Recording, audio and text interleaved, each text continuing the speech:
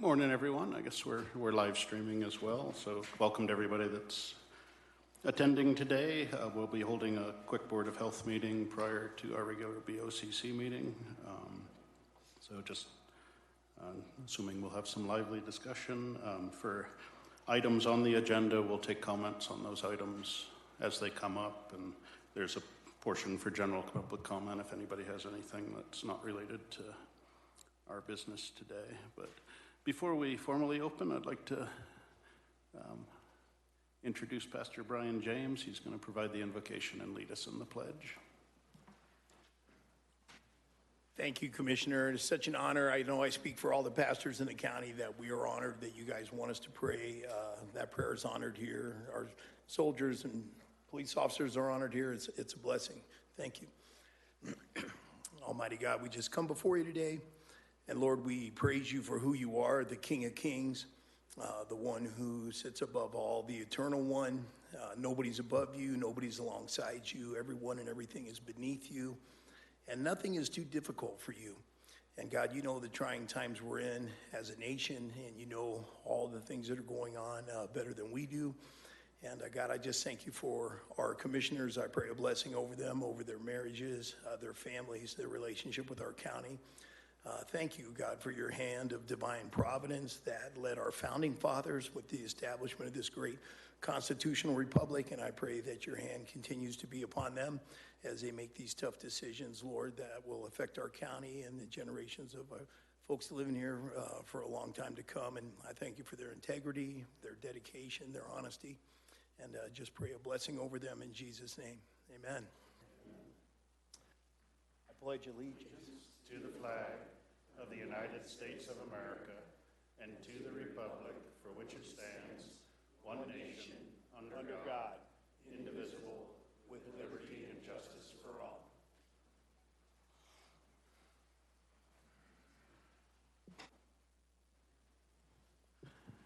Thank you, Pastor James. Thank you. Amanda, could you call the roll, please? Commissioner Richardson. Here. Commissioner Thayer. Here. Commissioner Pettit. Here. First item up is approval of the agenda. I'd accept a motion. Mr. Chairman, I move that we approve the agenda as presented. I'll second. I have a motion and a second to approve the agenda as presented. All in favor, please say aye. Aye. Aye. Motion carries. Okay, first item up, as I said, is meeting as Board of Health. I'd accept a motion to open as Board of Health. I'll make a motion. We open the Board of Health. Second. A motion and a second to open as Board of Health. All in favor, please say aye. Aye. Aye. Motion carries. Dwayne, the floor is yours.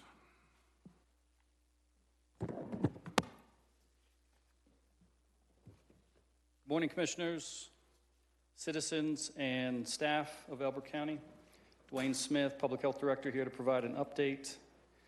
I'm going to start today with just a reminder about air quality.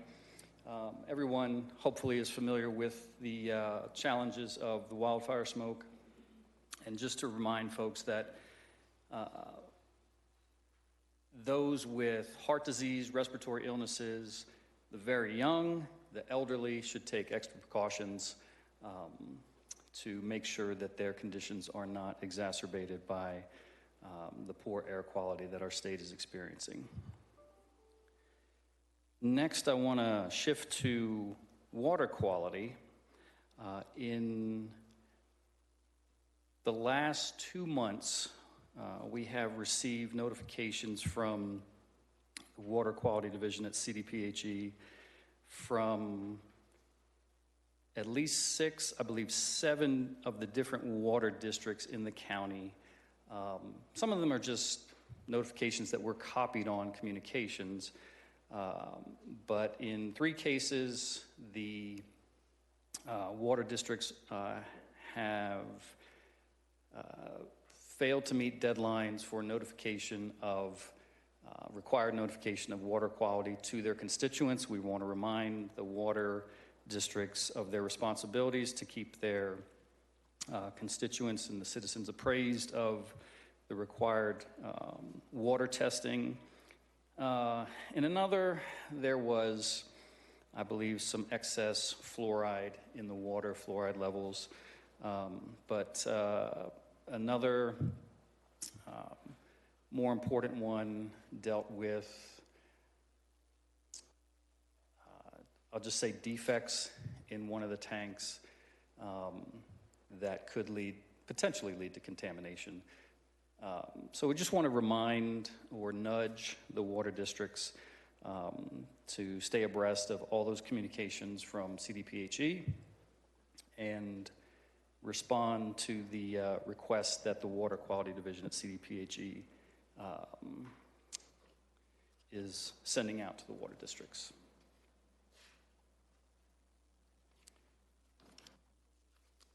Okay, moving on. I'm going to give an update on the current status of COVID-19 in Elbert County as of this morning. After a period of declining and low volumes and rates of infections in June and mid-July, metrics have steadily been increasing since then.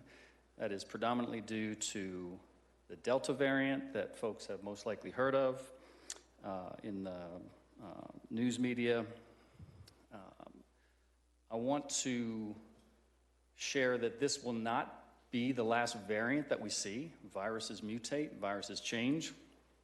So everyone is encouraged to continue practicing layers of protection, including getting vaccinated. Since the start of the pandemic in March 2020, 9,594 residents have been tested since tracking began.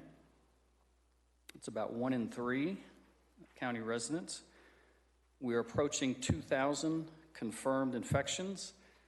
That's better than 1 in 14 county residents have had a confirmed infection. There are certainly more infections that were asymptomatic or among folks that never got tested. There have been 132 hospitalizations, and of note, we've had, in the last 2 weeks, 10 county residents, 10 hospitalized. Those are, to the best of our knowledge, all the hospitalizations are among folks that have not been vaccinated. We have had a couple recent fatalities due to infection. Our pandemic total to date is 15 fatalities among county residents. Our 1 week and 2 week metrics have been on the rise. Our 2 week incidence rate is 149.89 cases per 100,000 residents, or that represents 40 cases in the last 2 weeks, 40 confirmed cases. Our 2 week average positivity is up to 8.46%. The trend line of confirmed cases has been on an uptick since about the 3rd week of July. The last couple days, it's come down. We hope that remains low. Vaccinations, as of this morning, 47% of eligible county residents have been immunized with 1 or more doses of any COVID vaccine. Breaking that down by populations, those ages 65 and older, 70.6% have been vaccinated. Among those 18 and over, 48.6% have been vaccinated. There have been over 20,000 doses provided to Elbert County residents. That is not 20,000 doses from our health department. That is among all providers, and the majority of folks that are being vaccinated are getting vaccinated at providers outside the county. Among the fully vaccinated, and looking at the county rankings, we rank 46th among Colorado's 64 counties in the reference to that 47% of eligible county residents that have been immunized with at least 1 dose. That's all I have on the environmental and communicable disease update. Personnel update, we have made an offer to a nurse to get a nurse on board. Hopefully we can get that confirmed later this week. so that we can begin offering services at the health department. You may be aware, commissioners may be aware, citizens may not be aware, the renovation at the health department has been virtually completed, save for a repainting of some walls. And our clinic space that had not been functional previously has been replumbed and re-outfitted. And when we get a nurse on board, that person will be responsible for ordering the necessary equipment so that we can coordinate maternal and child health services and some of the other things, core functions of a public health department. I want to remind folks that starting in September, we will begin our required community health assessment process that will include a community-wide survey. I would encourage everyone to participate in that survey. It will be an online survey. We'll ask questions like, what do you perceive as the leading health challenges that need to be addressed in the county? Folks may say, there's no right or wrong answer. Folks may say anything from challenges with COVID or challenges with mental health, behavioral health, or food insecurity, access to child care, whatever it may be.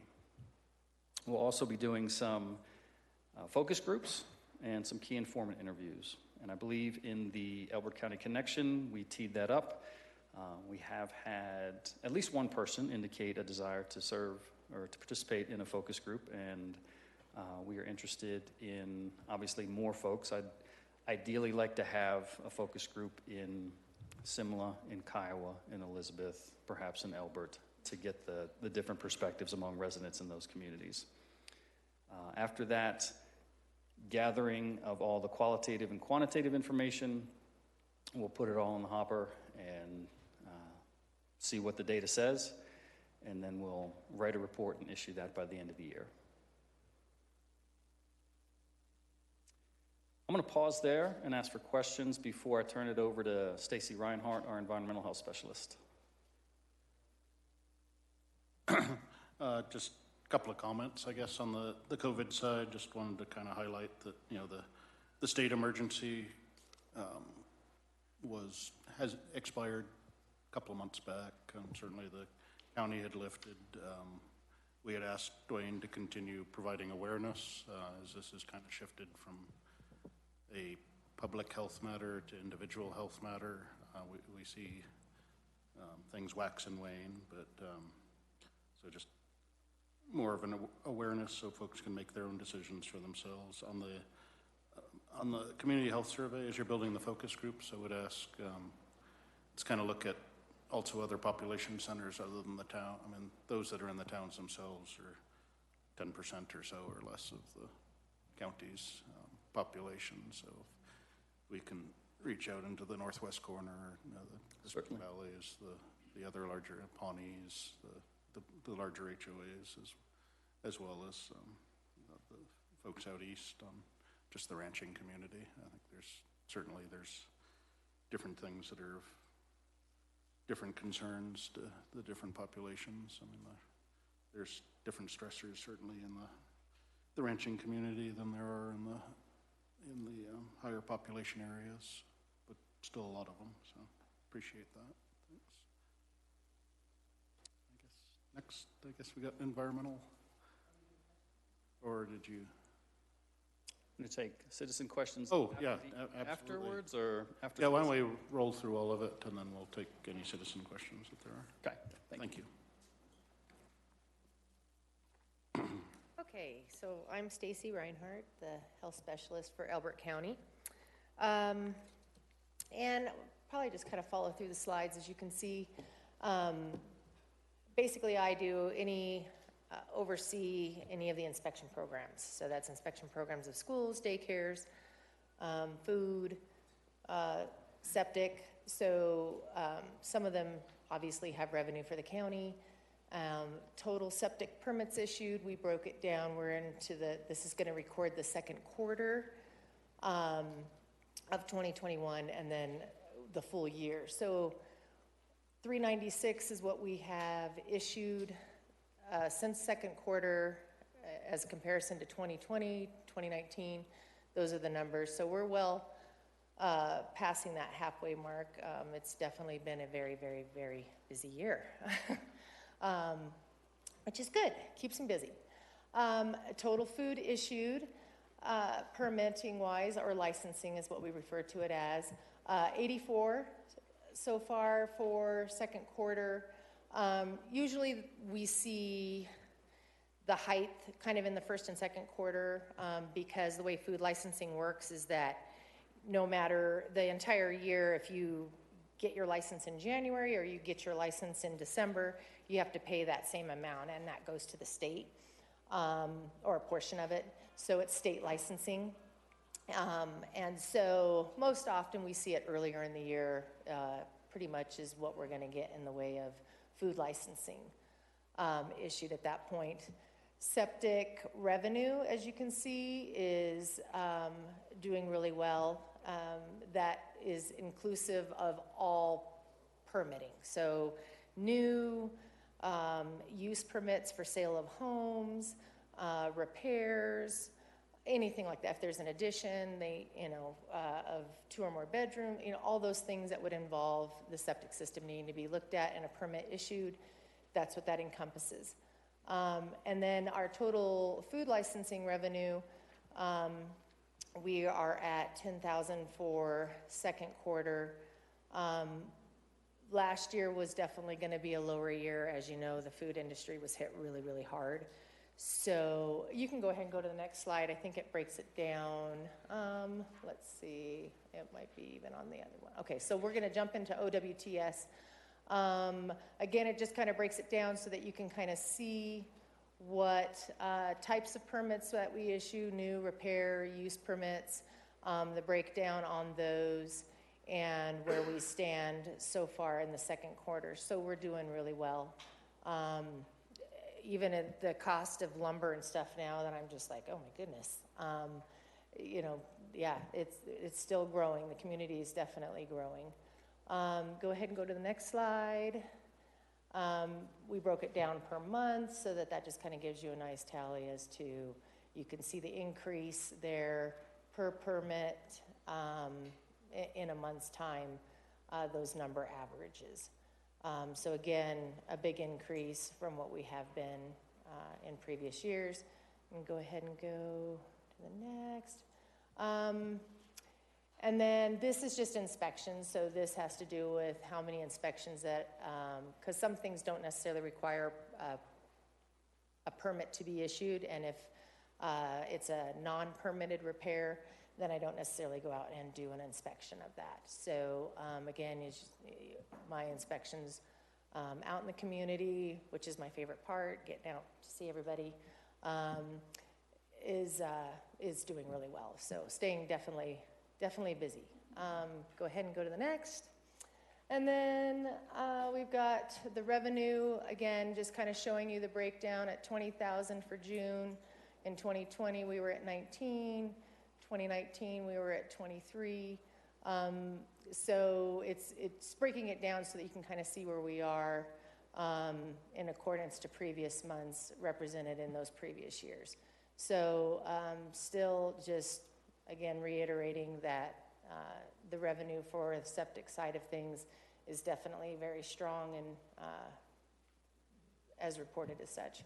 And you can go ahead and go to the next one. Oh, so food licensing. This was the one where we did have a drop-off on the school's kitchen. You can see that it's at 9 and not 10 that renewed there. We lost the Frontier High School, so there was no longer a permitted kitchen there. And then everything else was pretty standard. A couple of more mobile units that were more renewed, not necessarily brand new, but they just didn't even bother for last year, again, because the food industry was hit pretty hard. So they just, our numbers definitely jumped back up. And then we also had issued from the state for the non-mobile units, so brick and mortar, that $2,387.75 was a reimbursement that the state gave to the county if we decided to participate in that program so that they didn't have to pay those fees, and we were able to waive those for them. You can go ahead and go to the next one. And it just kind of shows, again, our revenue and where it's at as such for the current months of the second quarter and where we stand in proximity to other years. So I would say we're definitely, seeing a comeback, which is great because last year was really, really hard. And then go ahead and go and then we kind of just jump ship and we're going to go into rabies. Yep, go ahead. Sorry. And just wanted to touch on that. So far, there have been no reported, as you can see, I kind of put a little blurb there of the map of Elbert. So we've had one right on the border at Douglas, but no reported positives. That's been great.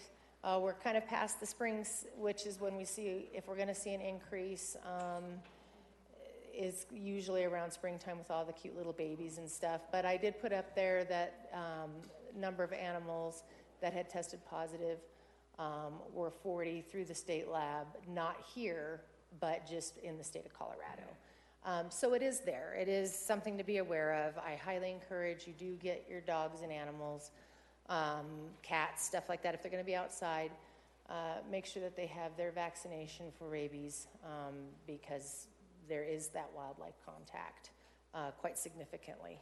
And it's always better to be proactive than reactive. So, and it makes my life much easier because I hate talking to people who are scared to death about their animals that just got a hold of something and they're waiting for the test results. So, yeah, just, I think that's about it. Yes. I'm just going to ask Stacy to provide some guidance on what folks should do. We occasionally get calls about, I found a dead bat in my barn, what should they do? And they are potentially suspecting rabies. Thank you. Yeah. So, of course, most often than not, it seems to be on a Friday. So my recommendation is definitely to you don't want to touch it with your bare hands at all. Please, please, please, because then that just opens you to exposure, and that takes it to a whole other level versus it just being an animal potential exposure. Glove up, make sure, and throw those gloves away. Wash your hands really well afterwards and be very, very careful, but you certainly can bag it up. I even recommend like using a shovel and, with your gloves, have someone maybe, assist with gloves and but no contact whatsoever. And then you can put it in the refrigerator. Keep it in, because if it keeps cool, then we can almost indefinite, for a really long period of time, that virus won't break down. They get it from the back of the head. If some people shoot like a skunk or something that's rabid, we really ask, again, that spatter, that spray, please be really careful not to get that. And then again, because we have to test from the back of the head, if that's destroyed, it really becomes difficult. And then we have an unknown, and then more likely than not, we're going to err on the side of caution, which means go get prophylactic, go get your rabies vaccination so that there's no chance of you being exposed. And it's very... Yeah, in a cooler, ice chest a lot might of work, people not in your domestic refrigerator. Thank you for calling that out. I would sometimes, obviously not your edible food refrigerator. But people do have other coolers in their garages, and if you put it in a cooler, you can put the cooler in a cool area or into an extra unit you may have. And then at that point, you can call me, leave me a message. I will get a hold of you as soon as I get back into the office, and then I will pick up the animal, or you can drop it off, and then we will take it and get it tested. And then it's usually about a 2 to 3 day turnaround, and I will let you know what those results were. Aside from that, it's just really about keeping yourself safe, keeping yourself unexposed. And if you do have an animal, we do recommend immediately, whether or not, even before testing comes, we have the results, to go get the booster shot for your animal. That is highly recommended, and that should help alleviate there being any potential. We would also put the animal on a 10-day watch. In that case, we ask that you do not take that animal to any parks, where they're going to come in contact with any other animals, any other people, until we can absolutely rule out that there has been no exposure. I think that's about it. I guess we're going to do questions at the end, so. Any questions for Stacy?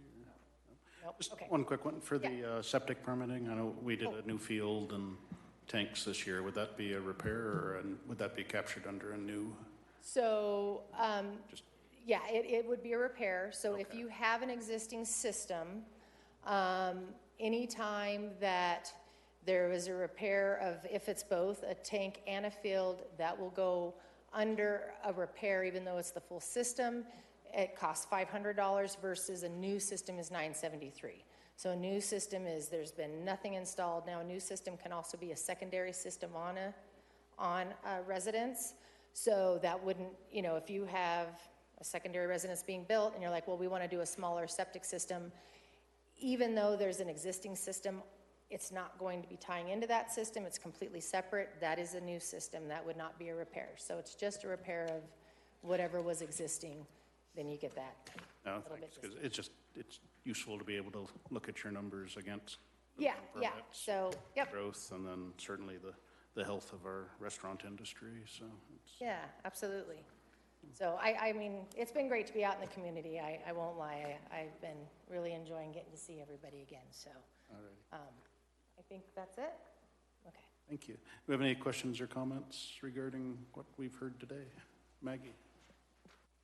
Yeah, please, if you could, name and address and keep your comments to 3 minutes. If there's questions, we'll kind of try to bundle them until everybody's spoken, and then we'll. Okay. Maggie Witherby, 44447 Homestead Road. First of all, I want to thank Dwayne, right? Great. For the job he's doing. We know that most of his information comes through the state of Colorado, and that's where a lot of our numbers and statistics come from, if I'm correct. I want to just point out that there was a gentleman, a doctor by the name of Dan Stock, and he was addressing a school board in Mount Vernon, Indiana. In 6 minutes, he literally destroyed the COVID narrative. And one of the key points I'll mention is that he told the school board, he said, you're not to be blamed for perhaps having some information that might not be correct, because it's coming from through the state of Indiana to that school board and any other public health officials in the state of Indiana. And you would expect to get accurate information in a normal situation, but I think many of us know that we're in what we are now told is new normal, and sometimes the information is not correct. What he pointed out was that all information from the WHO, CDC, feds, and state is not based on real science. And so what his point was to that school board is that please take another look at information that's out there from other sources. So again, I want to thank Dwayne, because I know he's doing the job that he's been asked to do, and he's doing it in a good way, and we appreciate that. I have some information. I'm just going to share it with you. So thank you very much. Thank you, Maggie. Yeah, and I would say, I mean, we've held from the beginning. I think the first statement we put out as a Board of Health was that we trust our citizens to make good decisions for themselves, their families, and their neighbors. I know there's a lot of information out there, and people should be making the right decisions for themselves. So, do you have any other comments or? Okay. Seeing none, I'd close public comment on this and ask that we close as the Board of Health at this time. Mr. Chairman, I move we close the Board of Public Health meeting. I'll second. A motion and a second to close Board of Health. All in favor, please say aye. Aye. Aye, motion carries. And next item up we have is consent agenda. These are generally just housekeeping items that don't require discussion. accept a motion to approve consent. I'll make a motion, we approve the consent agenda as presented. Second. A motion and a second to approve the items on consent. All in favor, please say aye. Aye. Aye, motion carries. All righty, elected officials, department head, staff reports. Do we have anything from any elected officials in the room? Seeing none. One item we did have was from Road and Bridge, just an update on planning for the new Public Works facility.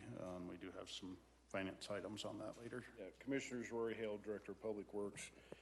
Actually, I've got a couple of updates, but I gave you some handouts earlier regarding the update kind of milestones for the Public Works Road and Bridge shop. Keep in mind, this has been 4 years in the works. Every staff member that you see sitting in the back has been actively involved in this process. It's been very intensive. Obviously, there's some emotions attached to it as well, but I think realistically what we're looking at and what we're going to move forward with on construction is reasonable. It's going to get us out at least 20, 30 years into the future. We do have the ability at some point in time, if need be, to expand, but it's a good, responsible move to make this investment. So the design development stage is between July and September. We continue to have user group meetings, discussions on the systems and the mechanical, electrical, and geothermal. We're looking at the possibility of that. That's actually going to be our next discussion. We have met with one contractor that potentially may serve as the general contractor on that. Our intent is to have a special meeting with the commissioners on the 18th to introduce these folks and have them kind of present what they do and how they do it. And it's kind of a specialized field and process. The biggest concern, and you're aware of this, is keeping the numbers down.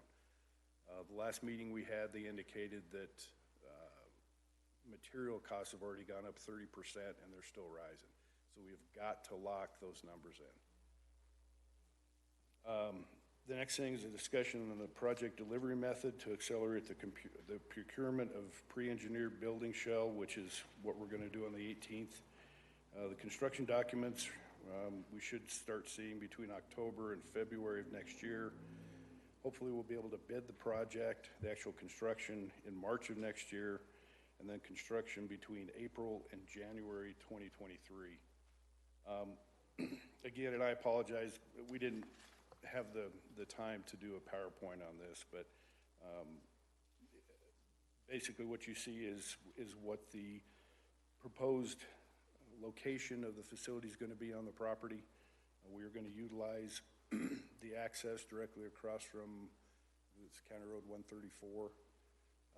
We're going through the process to get the access permitted through CDOT. I haven't gotten any indication that there's going to be any issues with that, so that should be a pretty smooth process. Also shows the interior, and staff worked real hard on this. They actually met with the consultant, and they didn't just meet with the supervisors. They met with the boots on the ground folks to find out what kind of things they thought they needed. And it was a realistic approach. I mean, everybody wants as much as we can possibly get, but I think what we're going to get is a real good product. Better than what you have now out back? Absolutely. A lot better. So, I mean, obviously we're excited. Hopefully as this progresses that our citizens are excited. This is going to increase our efficiencies tremendously. It's going to cut down on costs, especially material loss in the wintertime of having snowplow trucks parked outside with material in it. So it's going to be a good thing. Any questions? You're making progress. We are. As a matter of fact, we've got an action item on the agenda to talk about financing today. So Yeah, I would ask, you had mentioned contractor you're working with that could become the general. I just make sure, we'll make sure we're following all our procedures for bidding and selection on. Absolutely. It's a high dollar one. I mean, just for those that may not have had the agenda or the packet, one of the consent items was just approval of a rate lock letter that had been signed, I believe, last week. So at least we know what financing rates we're looking at. And then later today, we'll be talking a little more in depth on the financing piece for this. Thanks. Okay. Actually, that's my next report. That's okay. We haven't done this, at least the 4 years that I've been here, and I think it's important that we try to address this each year along with tree trimming. I know that becomes a hot topic for everybody. Just so everybody knows, statutorily, each municipality, each county is required to maintain their right-of-way, and in that regard, to take care of noxious weeds. The Colorado Noxious Weed Act states that noxious weed management is the responsibility of all local government agencies. Noxious weed species list can be found on the Colorado Department of Agriculture's website. The most common noxious weeds we see in Elbert County are Canadian thistle, musk thistle, leafy spurge, mustard weed, knapweed, and bindweed weeds. Each year, Elbert County Road and Bridge sprays weeds within the right-of-way along all county-maintained roads in the county. We follow state guidelines and are required to provide documentation to the state related to our weed operations. It's a controlled spray that targets areas of noxious weed growth and typically takes most of the summer to get all 2,200 lane miles of roads treated. We currently have 3 spray trailers and have sprayed all but 2 areas which are located down the southeast corner of the county. We're using a general use herbicide, and remember, herbicide means plant. So it only attacks plants. It has no residual and is a contact-only herbicide. Herbicides by definition are designed to control or suppress broadleaf weeds. Our target species are listed above, as I stated, but other broadleaf weeds may be controlled or suppressed as well. There is no insecticide or pesticide that is in the mix that we use. We purchase the product from a local vendor in Lyman, and the product, it's common to everybody. I would imagine a lot of the local farmers and ranchers use it. It's 2,4-D. Ideally, it would be nice if we could spray only individual weeds along the roadside. It's impossible to do that. I know that there's a lot of times concern that it may harm creatures. That's not true. It does not harm insects. It is specifically, again, targeted for those weeds. So, and I've got Road and Bridge folks here that if you have additional questions can provide that information to you, but it's a good program. I think the guys are running it well. I think everybody's on top of their documentation. I know in the past it may not have been great, but I know that Monty and Kenny and Jonathan in particular have really stayed on top of this, and I think we've got a pretty good program. And at some point in time, may not be while I'm here or not, we're going to have a dedicated noxious weed division when the resources are available, and I think that's what we're kind of working toward. I know that we've got some projected numbers in the CIP, so that when those resources or when those funds are available, that we'll be able to provide that service. Dedicated crew, and in the wintertime, they're going to be focused on tree trim and right-of-way maintenance primarily. So, do you have any questions?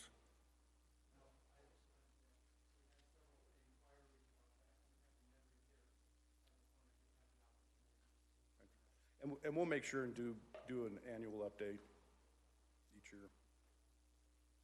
Yeah, I just wanted to add, it seems like we divide everything into pre and post-COVID, but I know prior to COVID, Willie at CSU Extension had been working with a group to reconstitute the Noxious Weed Control Board, review and update bylaws.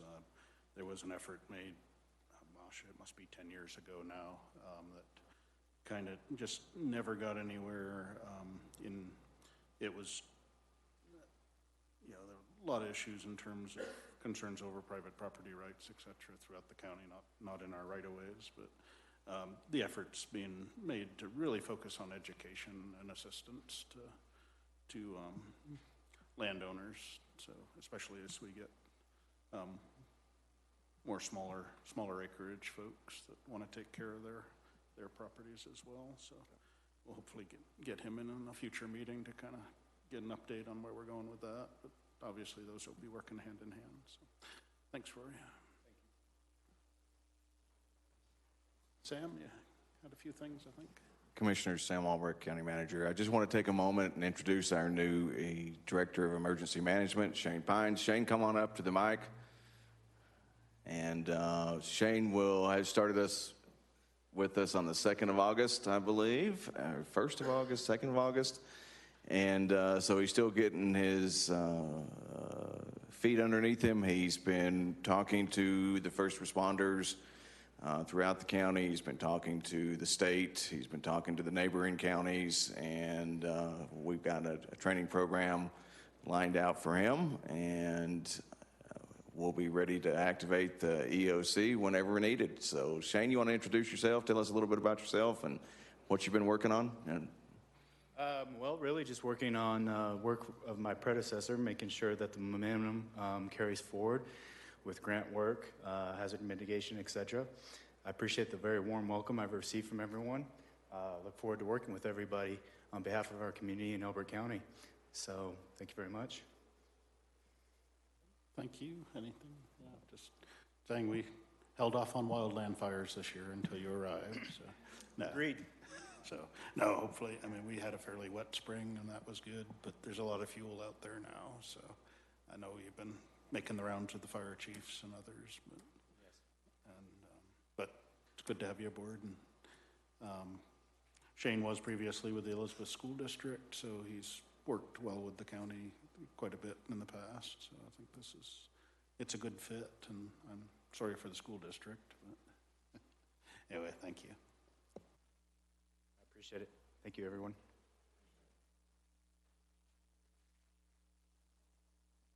Did we have anything else? Not seeing any. Okay. Next item we have is open public comment. This is an opportunity for anybody that's present to speak on an issue that isn't going to be covered on today's agenda. Before I go to the room, Amanda, did we have anybody that wanted to be called, or? I didn't see any, so, okay. So with that, do we have anybody in the room that would like to speak on any subject that's not coming up on the agenda? Sir.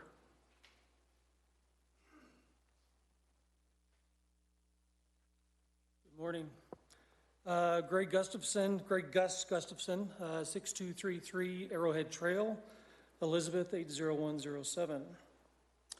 I am the chairperson of the Sheriff's Office Citizen Advisory Council. I've been on this board since 2019.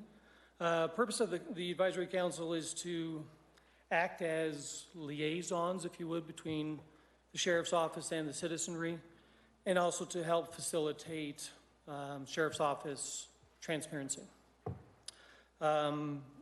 We meet each month, and each month we receive essentially an operational debrief from the sheriff and undersheriff, and relating to crime trends in the county, also relating to challenges that they're currently experiencing, operational challenges with regards to like jail, staffing, things of that nature. The advisory council members, we're active on social media.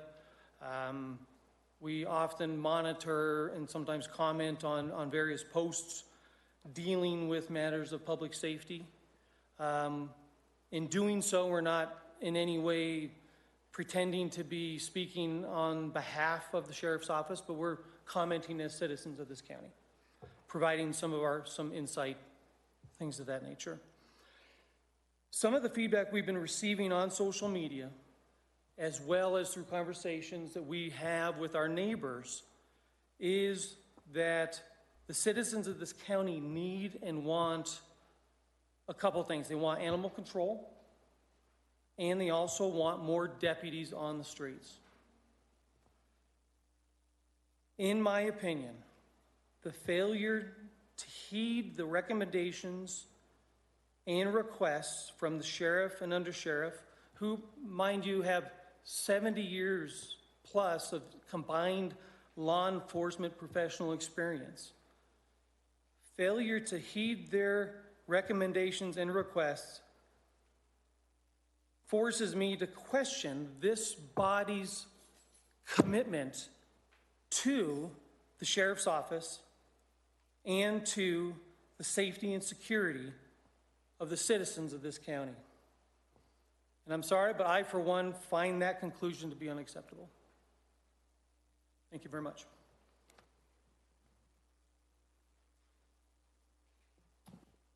All righty, we will be discussing the proposed ballot measure for the sheriff later in the meeting. So anyway, do we have any other public comment at this time on any item that will not be on the agenda later?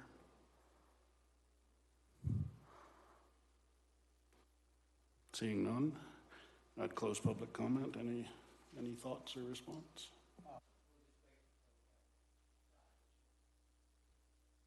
Yeah, I have one response, and that is, I would agree if that's an unacceptable conclusion. It's also, I would say, an inaccurate conclusion, but we'll be discussing that more later.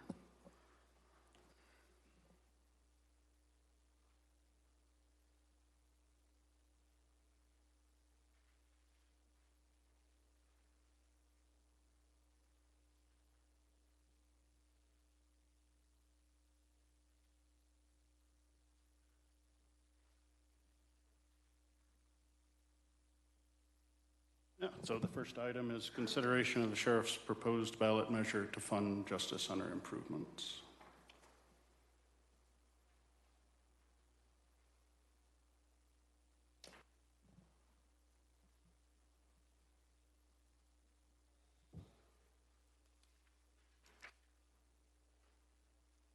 Good morning, Commissioners.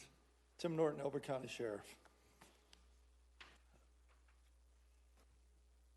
I have a presentation I've been waiting to give, but I'm hesitant on proceeding with that presentation. After last week's public workshop meeting, it was pretty clear of where we sit in your gentlemen's eyes. This process that we've been doing... Sir, before you continue, where do you think you sit after that discussion of supporting a ballot measure to improve the Justice Center, needed improvements, expansion of jail, courthouses, operational space for the sheriff's office, funding for the facilities maintenance and operations, and relief on the general fund that will allow us to address other issues in the sheriff's office was where I thought we wound up. Some of that is correct, Mr. Commissioner. I had other hopes of where it would have gone after that meeting. This process has been going on for discussions for over a year.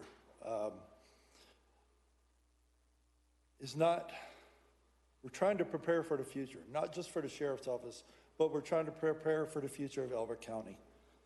We've had several meetings in this year-plus time frame with everyone involved from state, courts, judges, OEM, IT, coroner's office, facilities, probation departments and courts, and others, just to try to get an idea what the future is coming to Elbert County. And we included you gentlemen involved with most, if not all, those meetings as well. And we kept you updated as well. We also met with past sheriffs. and I believe a few of you there were there present with those meetings as well, who are very experienced with construction of jails and design of jails, which we were trying to follow Douglas County's model as a setup for our future out here in Elbert County. The issue at hand is the wording on the sales and use tax ballot question. You have been very firm that this tax request will pay for existing debt, jail construction, utilities, maintenance, and operation expenses of the new facility. I'm asking you to please reconsider funds generated by the proposed tax allowed for all operations. We would like additional staffing for patrol deputies on the road.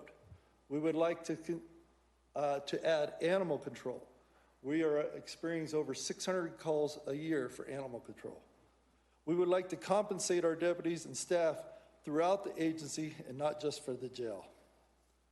There is a potential in the future that many things from a people and operational standpoint, in addition to the retiring of the note, we feel the future of the sheriff's office will continue to flounder if this wording is not appropriately done. Y'all asked me over the course of time what our biggest concern is. Our number one concern is our people. Without staff, we cannot answer calls. Without staff, we don't have a chance of being there when somebody needs us in a life or death situation. Each one of you have told me your concerns of this passing on the first attempt on a ballot. I ask, if you don't think it's going to pass on the first attempt, why don't we let the citizens of Elbert County make that decision? At a 4% growth revenues from the tax, it could generate $5.2 million by 2026. The history of the 1% sales use tax for road and bridge is at 15% since inception. A 15% growth in public safety in 2026 would be 9.5 million that may be raised. Why should citizens not want to fund the sheriff's office plus take some burden off the general fund that can help keep up with our needs? County needs, not sheriff's. We have put in for several grants, looked in for several grants for this project as well, to no avail. Without this ballot measure, there is no other plan for a new justice facility. It will take one lawsuit from an aged and inadequate jail to bankrupt this county. I simply ask the wording allow for all operations and not restrict operations expenses to the jail. It's time to think of the future, not postpone a decision that makes sense for our future. Growth is coming. We all know that. We can't afford to wait. The public safety is an issue.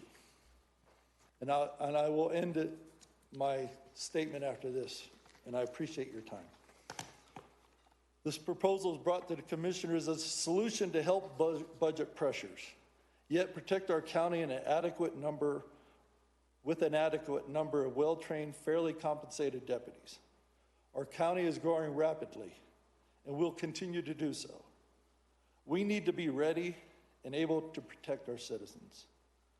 If this proposal does not include monies for operations for the whole to achieve these goals and only fund a new building, I cannot and will not morally and ethically support it. That's it, sir. Thank you. Any comments? Okay. We'll take public comment, but I would like to state that this is being proposed, what we've discussed, for going on 2 years, and with the previous sheriffs was a new jail.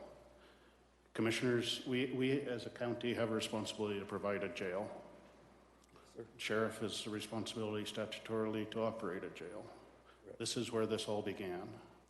This is where this whole process has been focused for up until a few months back when suddenly we were seeing other operational needs essentially creep into what was being presented. But what we're considering is not a justice center only, not a jail only. It includes the operation of that building, which includes all your detention personnel. What you presented us, the slides weren't shown, but it shows half the numbers. I mean, we've heard from the architect an addition of 6 to 8 detentions personnel. That is money, those are supported out of this. Every dollar that was supported out of this ballot measure, if it were to be passed by the people, relieves $1 off the general fund. Right now, the sheriff's office receives about 50% of the general fund dollars. Every dollar that comes off the general fund is another dollar that's available to provide additional increases for personnel, pay and benefits. I think the presentation I saw, currently you were budgeted this year in detentions for a little over $1.75 million. We approved pay raises across the board for all uniform personnel that really increases the amount that's going into that paragraph to about $2 million this year. We're gonna see increases in inflation and costs and pay and benefits over time. The contention that we're gonna see 4% or up to 4% growth in sales tax revenues every year going on perpetually also predicate there's got to be a belief there that there's not going to be an economic downturn. Municipalities survive on sales taxes, and municipalities regularly get into huge trouble relying on sales tax, because when there's a bad economic year, revenues dry up. You got to look, and we all have to look at the whole picture.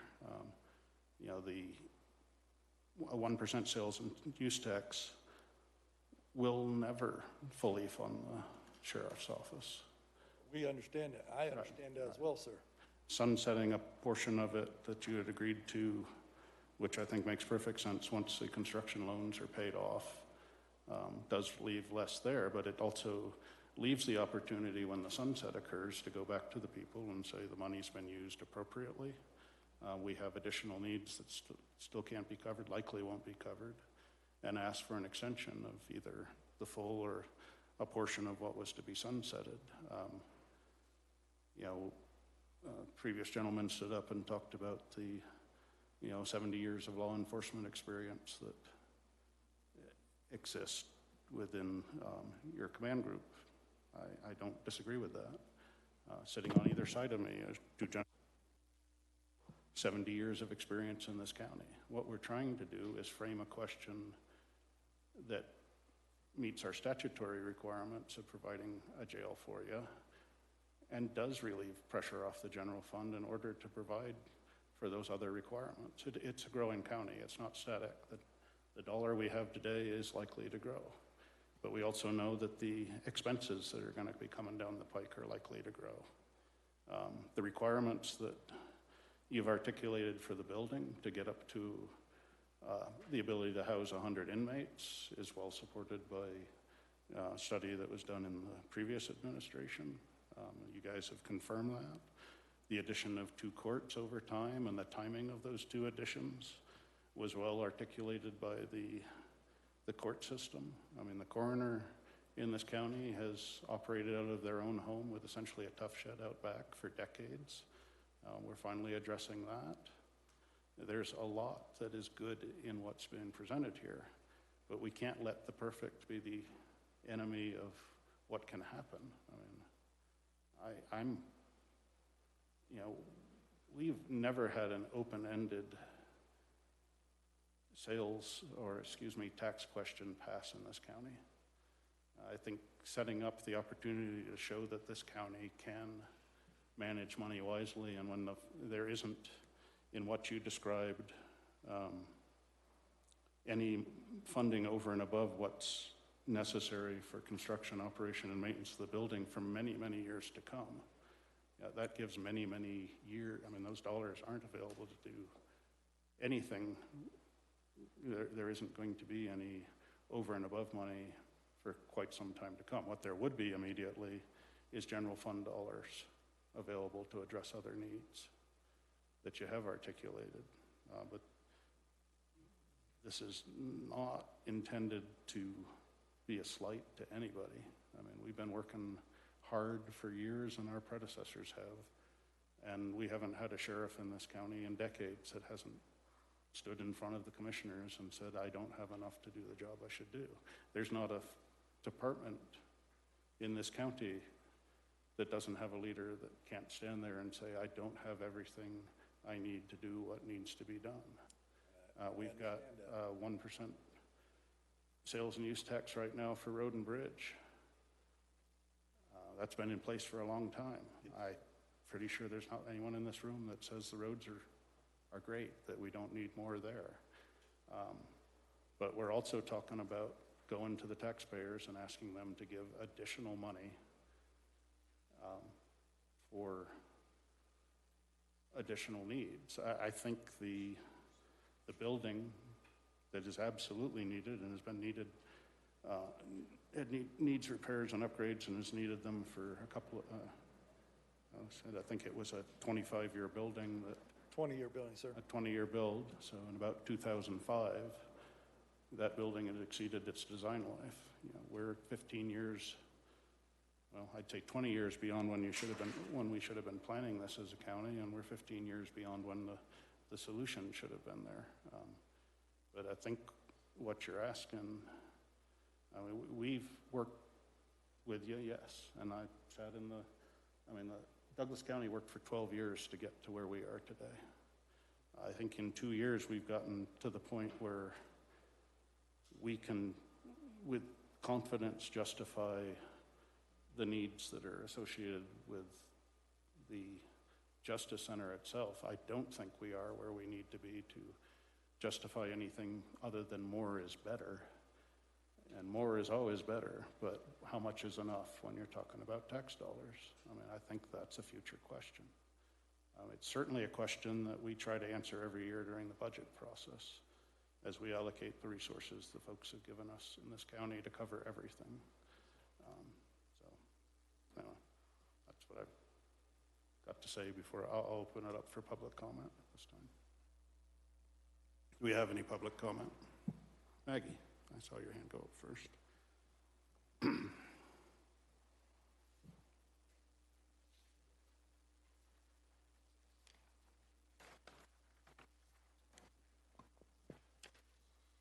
Again, Maggie Witherby, 44447 Homestead Road, and I'm here representing Elbert County Stands Up. We would like to encourage our commissioners to reconsider the content of the ballot initiative that's under consideration. Some of us have attended some of the work sessions, and so some of the points I'm going to make right now are in response to some of the things, the comments that we've heard. First of all, the most important issue is our severe shortage of trained deputies. That's in the opinion of many of us who are out there and expect a certain level of safety and security.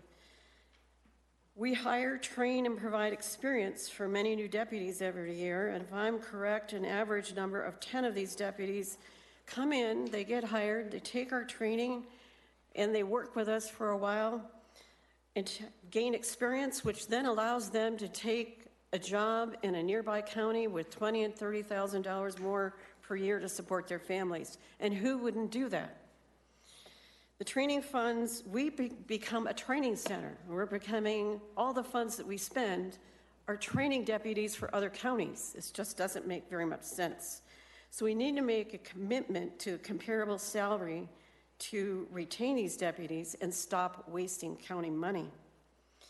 The ballot initiative can easily be divided into two segments: capital expenditures and operational expenditures. Subsequently, each fund can be easily managed and accounted for. This is not difficult for a good accountant, and I assume that we have good accountants in our county that can do this. The need for a larger jail and new courtrooms have been recognized for a number of years. It's not new. And actually, the county's being forced to take this action to provide new jail, new courtrooms. It's coming from the 18th District Court. However, so these capital expenditures are coming from outside pressures.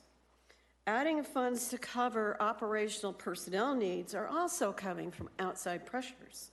We live in uncertain times, and if you're reading the news or paying attention at all, you know that things are not normal. So we need to also tell you that in terms of making the case, and I'm talking, I come from a fund development nonprofit background, and you make the case when you're raising millions of dollars. And you take that case or you take that argument to the people. And I don't believe that that's a hard case to make. I think of the two, if you're talking capital expenditures and expenditures for more deputies on our streets, the case that we're going to take to the people about needing more deputies on our streets is an easy case to make. I think we can sell this to the people of Elbert County.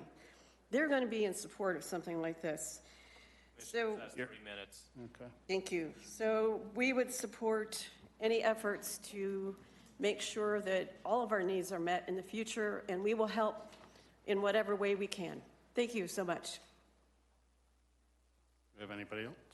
Ma'am? I don't know the details, and I know that renovation and maintenance is really important, but as a citizen of this county. Commissioners. Ma'am, if you could give your name and address. Bonnie Yost, and I'm at 3503 Antelope Circle in Elizabeth. Thank you. Just wanted to again confirm that the buildings are great, but if there's nobody to support those buildings, the manpower, in my opinion, and I can share that with many others that I've spoken to, is most important. And working with Sheriff Norton, I think would be worth listening to him and maybe balancing out. This is a different time. Police have been demeaned and they have been assaulted, and we need to really put in a position now for this time a situation where not only are they trained well, but they are paid well, and they are encouraged to stay here and feel the support that we have for them.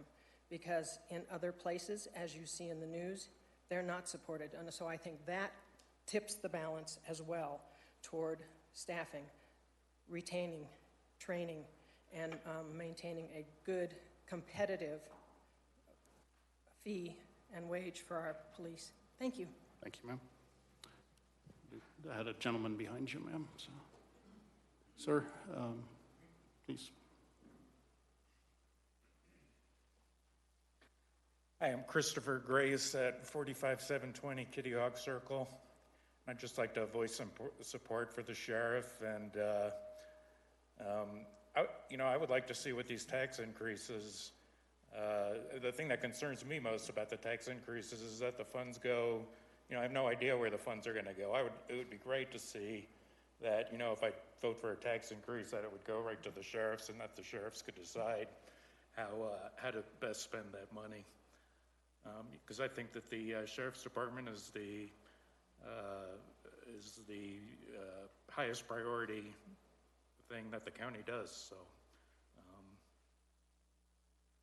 I hope that they get all the support they can. Thank you. Thank you. Ma'am? Thank you. I'm Kelly Gerald, 28499 County Road 45, Kiowa. I had a couple of things that I wanted to say, and one of them was thank you for the fair this last weekend and this last week. It's because of gentlemen like you that are willing to take a stand that we had an open fair, and so I thank you for that. I was surprised to see that there was a group of people there that was trying to recall you. And so I spent some time with them because I believe in getting to the bottom of a matter before you make an opinion on the matter. And they're interested in some monies that you guys apparently, and I don't know the details of it and don't want to be honest. some monies that have gone elsewhere at your bidding, apparently. But I don't want to focus on that because you guys told us a year ago that you would support a constitutional forum and that you allegedly signed a pledge saying that you would maintain that. Our sheriff is a constitutional sheriff, and we would be hard-pressed to lose him at this time in 2021. My husband, Jim Gerald, a lot of you people know him. He's a good guy, military and an ex-police officer. And when we moved back home 22 years ago, he went and talked to Elbert County, and he discovered that he could not afford to work for them. And so he went back to his original lifestyle and became a mechanic again. Eventually, we bought and have ran for 16 years Integrity Auto Repair. At Integrity, we have serviced the Elbert County Sheriff's Office vehicles with honor, and I can tell you that I have not seen one deputy that has stayed in that time, not one. I can also tell you that because we give a discount to military and police officers, we have a lot of police that come in. That word goes through the community pretty quickly, that there's a labor discount. And we ask people, what agency are you with? I don't recognize you. And you would not believe how many people come live in Elbert County and work at other agencies because they cannot afford to work in their own county. So I'm asking you, I know that we have creatively financed many things in this county many times, and there are people that are far above my pay grade figuring out how to make financing work. We have figured out how to give COVID-19 shots for free. Commissioners, that's 3 minutes. So I'm asking you to please reevaluate the financing and put more deputies that will stay long-term. Thank you. Thank you. Sir, and then we'll go to you, ma'am. Good morning. My name is Tim Adair. I'm at 3436 Antelope Ridge Trail in Elkhorn Ranches, which most of you know probably is in the northwest corner of the county. I'm on the other end of the spectrum from most everyone who's spoken. I've lived in Elbert County for 1 year. And I'll be brief, but the main point I want to make is in support of Elbert County Stands Up and the sheriff, in that more deputies are needed, and if they're not staying, then they need to be paid more in order to retain them. In our corner of the county, I personally have seen over the past year, I've seen a deputy in an official vehicle a total of 5 times. Recently, there was a rollover accident on 194, a vehicle towing a trailer that, from the look of things, probably had construction trash in it. And, you know, it's still sitting there, and I have some plans to try to clean it up. And so that's my statement, and if there's any time left over from my 3 minutes, I'll donate it to anyone else who's standing up in support of the sheriff. Ma'am?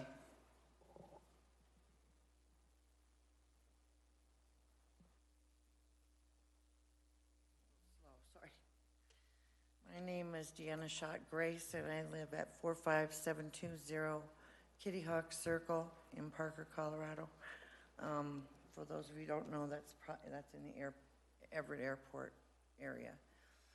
My husband and I just recently moved to Parker, Elbert County. Our mailing address is Parker, but we moved specifically to Elbert County because of the people that are in Elbert County.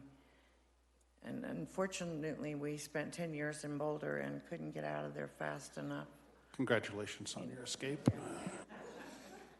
And Boulder County is not, and we didn't live in Boulder city limits, we were always in Boulder County. But, and if you know that we barely got ourselves tucked in under the corner of the blanket there at Delbert and, I only know it as buckboard, but what's 186 or something. So we're barely, if we threw a baseball, we'd be out of the county, which was really difficult for us. So we really wanted to be in Elbert County. Unfortunately, we have had a couple of instances where we have had interactions with the Sheriff's Department. Sorry. But I want you to know that when they came to our home for something that was just a freak kind of a thing, they were the most impeccable law enforcement people that I have ever been around. My father was a guard at DDRC. My mother was some head administrator at DDRC. And I was town council person in Kingsburg, Colorado for several years.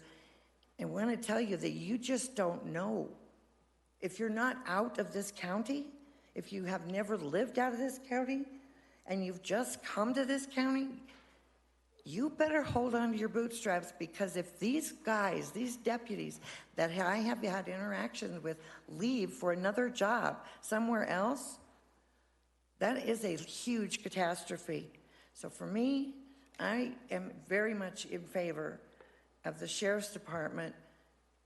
If it's just a change of the wording, change the wording for heaven's sake, okay? Don't let our deputies go somewhere else. And I took the classes for the concealed carry. It was awesome. Awesome. We went 3 other places and looked at places all around. I wouldn't get my license from Boulder because they were so out of here. And I know my time is up, but he gave me an extra second. So I will tell you that you just don't know. The quality of the people that you have in this county is unbelievable. I would stand up, do anything I could to make them stay in this county. So that's what I got to say. Thank you. Do we have any? Anytime I'm donating to another person. Thank you. Do we have any other comments at this time? Mr. Cardwell will put up his hand first, sir, and then we'll come to you. And name and address. Good morning, Mr. Commissioners. Good morning. Mr. Pettit, I just want to first say that I stand behind the sheriff, obviously 100%, as well as most of the citizens are in here speaking their mind today, too. Your support is there somewhat, but I question it because we've been meeting, Mr. Pettit, in meetings for the last 2.5 years, and I think you clearly know and have been relaying to the other commissioners exactly what we've been talking about, more of a law enforcement tax to fund the deputies, get their raises, get their benefits up, more to par of surrounding counties. Spent oodles and oodles of hours doing our own survey of surrounding counties and pay and benefits for the county to want to turn around and do their own and spend more money that we did voluntarily free, and we had a better evaluation of overall. But that's neither here nor there right now. We're here on the matter of this law enforcement tax, as we like to call it. I think you guys, and all three, are very wrong to assume that you know what the citizens would pass and what they would not pass, because you don't know any more than I know. You can go back on history. We've only had one other tax issue on our ballot in 20 years that I've been here, and that's been a road and bridge, and it passed. I believe it took 2 times, but it passed. Nonetheless, we've got to do the right thing here and do it now and let the citizens make their voices heard and let them vote on what needs to be voted on. They want public safety. They don't just want a jail. You have to have the deputies on the street in order to bring the citizens in, or the illegal citizens or what have you, into the jail. God forbid that the next drug house that's taken down is not next to you, Grant, or the next drug deal is not in your driveway, Chris. You're going to have a whole different opinion on this if we don't start stepping up and start bringing more deputies to our county. Thank you. Sir.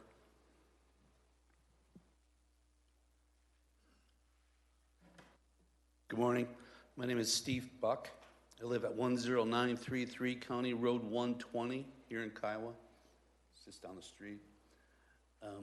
I've been out here 30-something years now, and I just want to stand with the sheriff because we need to have these people have skin in the game.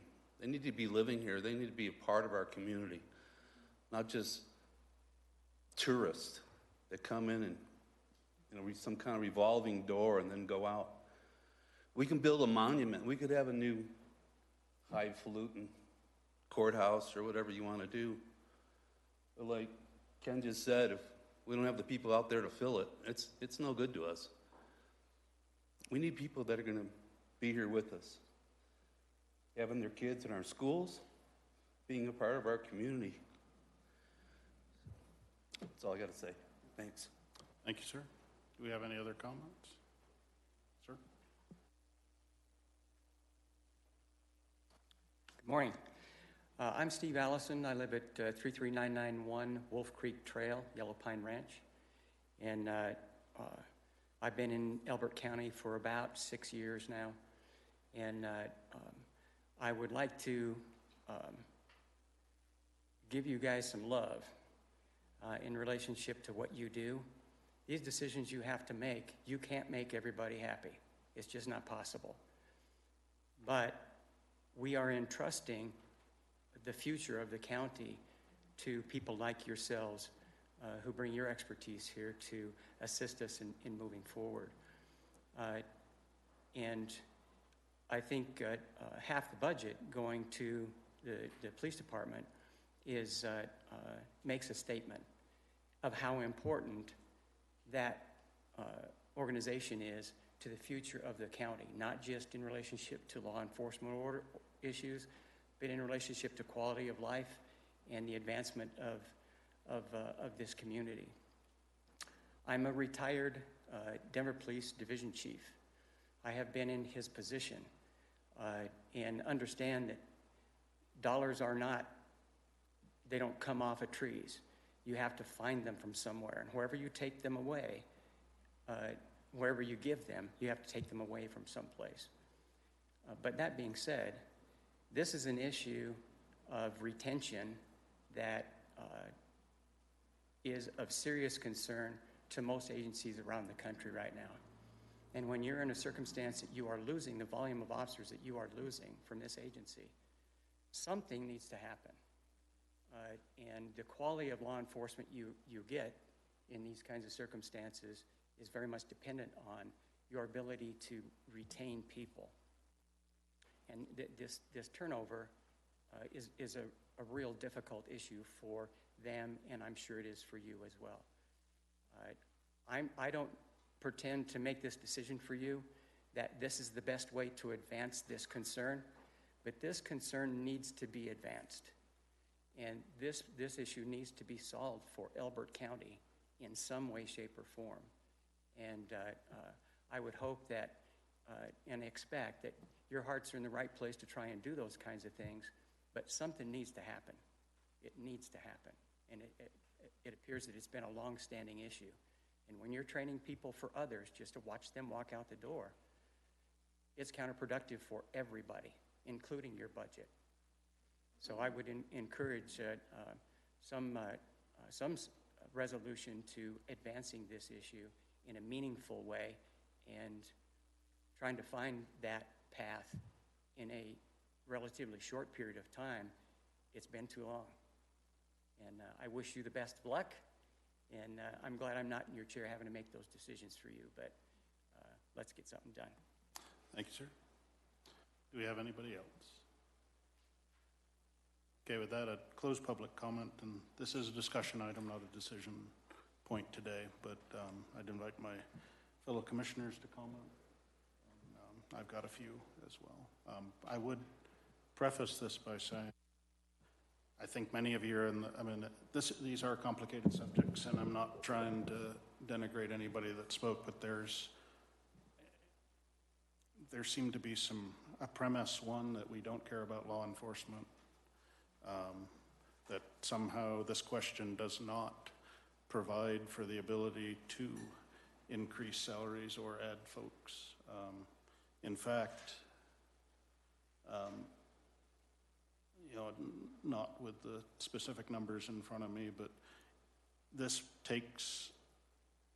replaces about 2 million in funding that's already coming out of the general fund if this passes, which does allow, and I don't think there's anybody in this room that's going to say that $2 million isn't a chunk of change. The sheriff's office total funding right now is about 5.5. That would be a considerable increase in our flexibility to address those issues. This isn't a either or question. It does combine both. I would also say, and this is not, you know, this has been worked for a long time, and a long time, you know, we had discussed the fact that this needed to come to us by the last week in June if we had a hope of working through all the issues to get on the ballot this year. The facilities piece of this, and it's not to build a Taj Mahal in response to something else, the building piece of this is the requirements that were brought to us by the sheriff that they're concrete and they can be addressed. I'm not going to ask Tim to come up, but you're welcome to. You know, if this were to pass in the form that is, it will be years before there's a dime beyond replacing the manning and operations piece of this building. I mean, to set people up to believe that if we add some additional language, that additional language isn't going to add another dollar beyond the relief on the general fund that this would provide immediately if it was passed in the form we're considering. We're years out from an extra dollar for animal control that's separate from something we could find in the general fund, in that somewhere near $2 million that's now available to look at for other uses. And I'll leave it at that, and I might have some more to say afterwards. But you know, this is addressing more than just a building. So anyway, I'll leave it at that. Yeah, I'm disappointed at the implication that the county commissioners don't understand how the budget practice works. Chris just said, if this ballot issue passes, as I contemplate it should, it will free up $2 million of cash in the general fund, a significant portion of that which would be available to the sheriff's office. And then the other thing is, we just had a compensation study done for all departments in the county. And it did show that the sheriff's officers were underpaid. Do you know what we did? We gave them a 20% salary increase day one. And that was in what, June? Yeah. So we recognize that we got to pay people what they're worth. And we got to also pay them whatever the competitive rate is, understanding what the environment here in the county is. The $2 million that would go, and it's actually more than that, but $2 million is a nice round number, is that that would provide an opportunity for significant staff evaluations and compensation and all those things almost immediately, as soon as the ballot, as soon as we start getting the funds. I don't think there's one of the three of us that doesn't realize that we need a new jail and justice center. Absolutely no doubt about it. But we have to make sure that we also recognize the next 20 years of budget practices. And if we have these increases in growth and other things in the county, that means that we'll have more tax funds available that will, again, go into the general fund and help us recognize. But when we as commissioners recognize we have a problem, we got to give Tim credit for this, because he was having a lot of turnover. We got the compensation study and we took action, even though those funds were not budgeted. We did the right thing. And again, there's an obvious misunderstanding of how the budget process works. We can, and I was on the team that got the 1% sales tax done, I think it was 2008 or 2009, I forgot exactly which. But the whole point is, we made the ballot issue specific to the need. And in that case, I don't know I've lived in the county for over 30 years. Our roads back then were not any better than they are now. In fact, they were awful. But they didn't have enough money to buy a gravel truck. So what we focused the citizens and even the multi-generational citizens on the fact this is the specific need. Now, the specific need here is the new Justice Center, but one of the things that we've included is all of the operation expenses, staffing, and all of that kind of stuff. And I use the word stuff because there's lots of stuff under there, is that it frees up a significant part of this $2 million plus, which in effect provides the funds available for what they're asking for. And the one thing, and I come from the business world, if you don't have a disciplined budgeting process, you will go bankrupt. When we got, and the county has gone through that in the past. So the discipline part is important. The other thing is we recognize the turnover issue because it was real. I don't know if it's, from what I've been told, it's slowed down now. When we go through the next year's budget process, will we look at that again? We want to be a desirable place for these type of people to come and spend their careers. Now, we can't affect marriages and all of those kind of things, but the want to be here is important. And I'm repeating this, the shortage of trained personnel. The compensation study helped us recognize that, and we immediately acted on that. And it was basically $10,000 a year that we gave everybody a raise.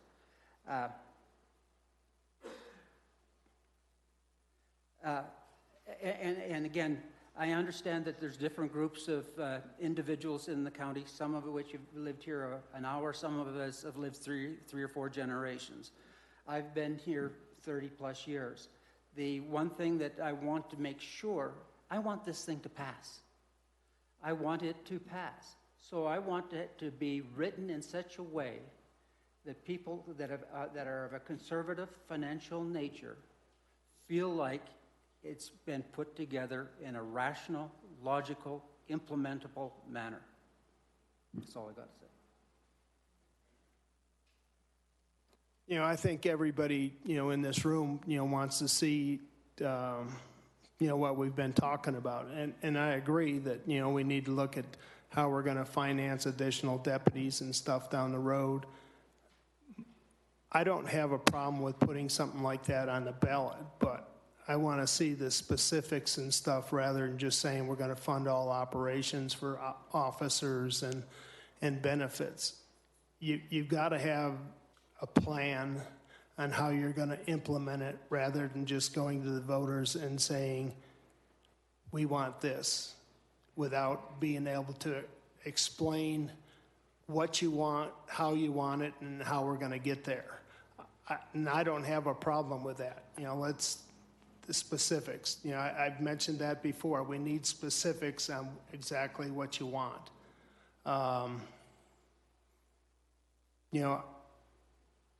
don't know how like Chris said, down the road, it may take several years before there's excess funds, because we've got to look at, putting money away for one-year payments. So we have things like that. We need to put, the present plan is to build shells for the courts because they don't need them right now, but the cost right now to build them is to do it now, and they can use it for other things. But we've got to save money to build out those courts when they're needed, the additional DA rooms and things like that. We recognize that, the coroner's office and things, but we need to come out we need to have the specifics on what, if we're going to change it, on how we would do it to fund the additional money down the road and when we anticipate that, so that the voters know that it may not be 5 years till we can fund additional money for additional officers and things like that. To me, to make expectations for people without having a plan to say, this is when we can do it. This is when we can do animal control. You know, I don't have a problem with, you know, putting something on the ballot that supports all that. You know, we've had different discussions down the road, and I don't know whether, I think in cases it's communication between the different parties. People have had different ideas what they've wanted, but nobody's really listened to the other side or whatever, had their opinions on how to move forward. That's my thoughts. I would just wrap up. I mean, there's plenty of people that are, we're done with public comment at this point. But I will ask for, just to show how many people in this room would like the sheriff's office to have more. I'm hoping the sheriff would put up his hand too. Thank you. I mean, how many people would rather have something rather than nothing? I mean, that's what we're trying to consider here. I mean, if a proposal that does the construction that is needed absorbs not the incremental, but the total maintenance cost, that absorbs the manning costs for detention, not just the incremental manning costs, is what we were considering, goes through. And also rolls in the current loan, and you know, I wish it weren't there, but those were decisions made in really bad times quite a while ago. But in my little $2 million example, I mean, right now the detentions is funded at $1.7 million. That portion of the general fund can be absorbed by this tax increase. There's a $450-ish million note that's still being paid out of the general fund. That's intended to be, it's paid out of the general fund to the Justice Center. There's the $200,000 in additional pay and benefits that we authorized this year after the budget was passed. You know, we're rapidly going well over $2 million. That can't all be transferred out of the general fund because the sales and use in the first year isn't going to cover the note on the new building plus that, but over time it will build. The worst thing we can do is present a lot of people that want to support the sheriff's office with a question that doesn't provide that additional money for many years to come. There was a comment made earlier that the only Tabor question that passed was the road and bridge one. That's not true. It's the only one that people remember because it passed. There's been 6 Tabor elections in this county since 1996. You know, the sales and use tax is the only tax increase that passed under that. Back in 15 or 16, the commissioners proposed a general fund tax increase in order to cover general expenses.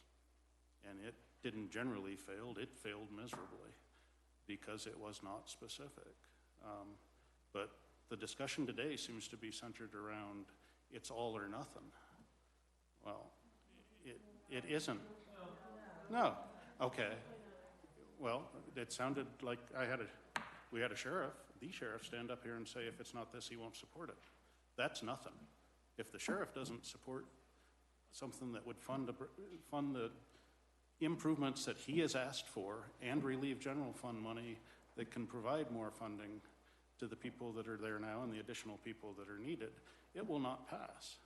How can something pass for the sheriff's office if the sheriff's office says he won't accept anything less than all of it? I have asked a rhetorical question. I asked a rhetorical question and public comment is. Then I retract my question. Okay, no, I mean, I'm not trying to have a fight with folks. We need to have a full understanding if we're gonna have these discussions. We need to work together. Yes, absolutely. And I'll tell you right now, we are so late in actually presenting a question that if we interrupt and start adding and changing what we're trying to present to the voters, we will not make this year, let alone have a question that we want. We should have said last month that, sorry, you missed the deadlines to even start discussing this publicly and create a question. I'm sorry, it's August, 2 months ago. You know, this is not a time to rush to failure.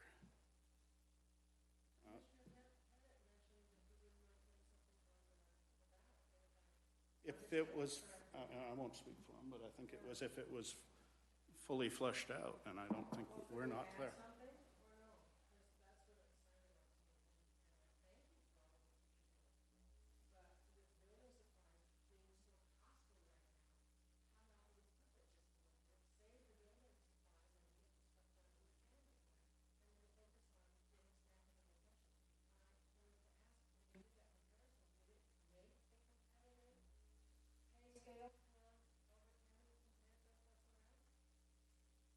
The report we had back from the sheriff is it negated significant people who were already in the process of resigning. So it slowed it down for sure, significantly. Are we all the way home? We're getting ready to go through the 2022 budget process. I would be very, very surprised if that subject isn't brought up again. If the ballot passes, that will have significant, and I can't overemphasize the word significant, budget impacts in a positive sort of way. I think that's great, but I really think that the people who vote would respond positively and favorably to a specific staffing. Had we been presented with something specific for staffing, when we were going to add people over what period of time, at changes, at what rates of pay changes, it's something we could have looked at.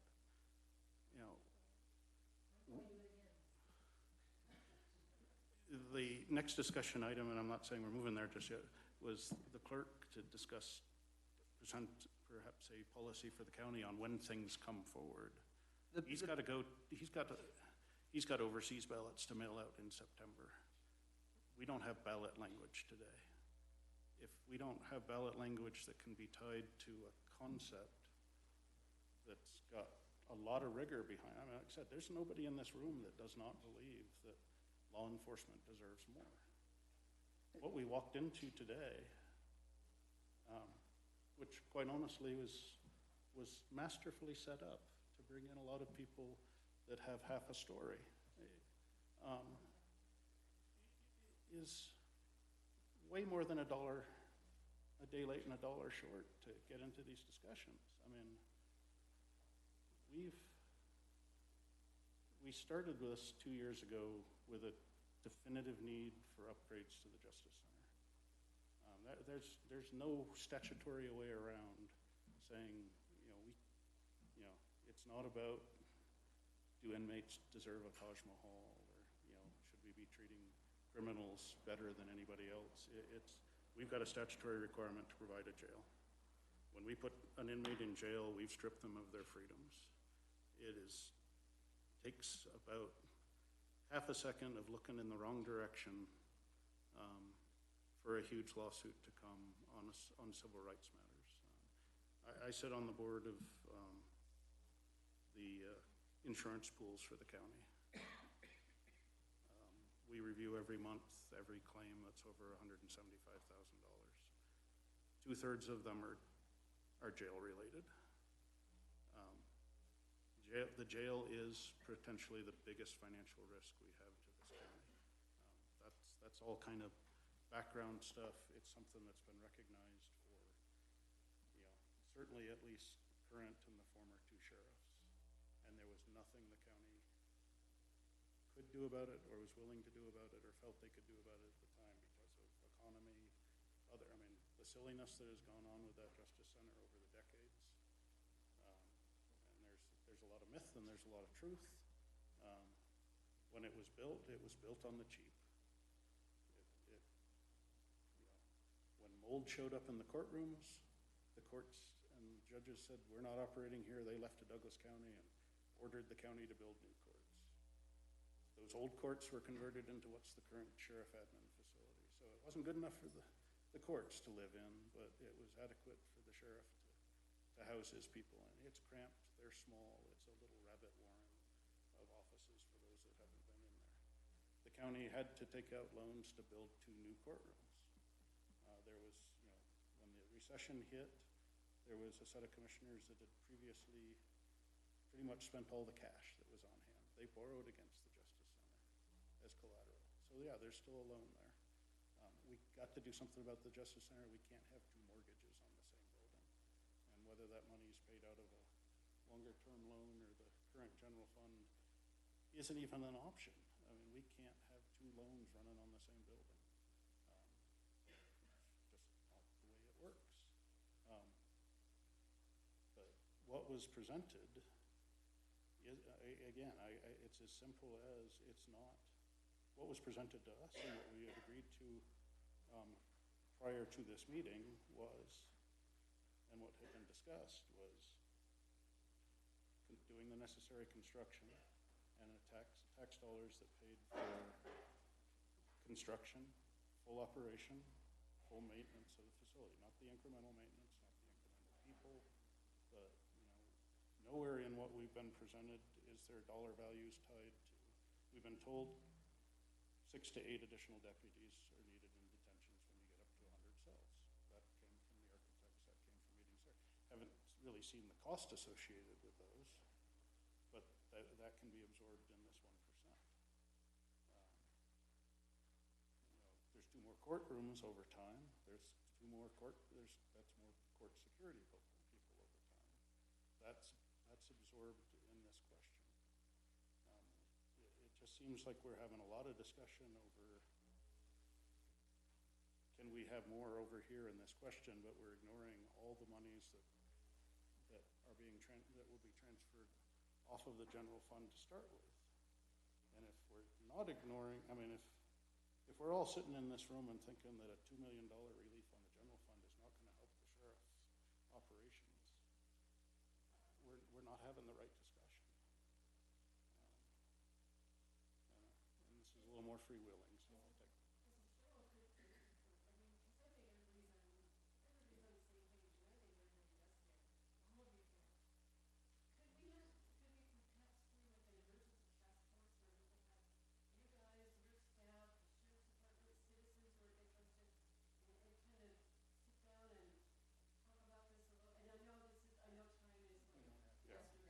I was going to say, and Is that possible as a show of good faith? I think what's more possible is let's tackle this and then put that body together, because this is 21. There's no excess funds that are, I mean, we haven't done nobody on either side of this has done math to actually say in year 5 or year 6, there's going to be additional funds out of this 1%. There is no reason why, it took us 2 years to get to this point. There's no reason why with concerted effort, another question can be brought forward next year that addresses other things, but addresses them in the context of a plan over time. When do these funds become available? What are the priorities for these funds? I can speak to when we got the sales tax passed for Public Works. We worked on it for a year and a half inside the public, and we developed what was a logical, rational, implementable, usable story that was specific to capital expenditures in Public Works. It took us well over a year, and of all of the ballot issues that are related to tax us over the last, as long as I can remember. Of course, I'm in my 70s, so I don't remember very much. But the whole point is that this is the only one that passed because we took the time, we worked our whatever, and the public said yes. if you are going to use it, we didn't use salaries, we didn't use cars or anything like that. Our story was, these roads need to be fixed now. And then our public works people come and said, okay, here's, in fact is, we got to give Rory credit for it. He has now put together a 20-year or a long time period capital improvement plan just for that income stream. Coming back to what Chris said and what Rick said, is that if we're going to get it on this year's ballot, when Dallas, when is the last day? 24th of August. So we got, and what Maggie said and that kind of stuff, we're not arguing that point. We just don't have time. We've got to get, and that's because people don't realize, or the proponents didn't realize, that these things got to be specific, they got to be time-oriented, and there's got to be a sales story. And all of those things, we're now coming to the point, what I call of a critical decision-making, is that we need a new jail. So let's put something on the ballot that we've got at least a reasonable chance of the public saying yes. If we have too much fluff in it, and I'm out in the Eastern Plains, so us people out there are a little different. But the whole point is, we may be different, but we're logical. We need to have specifics. And what Rick said is right. If we can't present it as a want. We got to present it as an analytical basis, which is specific to the overall budget too. And like that $2 million that's going to be freed up, and it's plus $2 million, is that immediately creates the opportunity to help the sheriff, to help Public Works, to help HHS, all of these different things, because we can't treat one department specifically different than everybody else. You know, and we're talking about things like benefits and things like that. We really respect and honor the sheriff's office. We want them to keep their people, and we want a new doggone jail. And not only the jail, we're talking about upgrading the entire justice facility and freeing up all of those salaries and putting them into the general fund and making that available for the additional people is mathematically real and not a dream. And I like the idea of being able to look somebody in the eye and say, this will work. Now, like what Chris said, if in 2 years it ain't working, pardon my English, if it isn't working, then the commissioners then will, with the recommendation of the sheriff's office and other departments, will look at that and hopefully make the appropriate decision.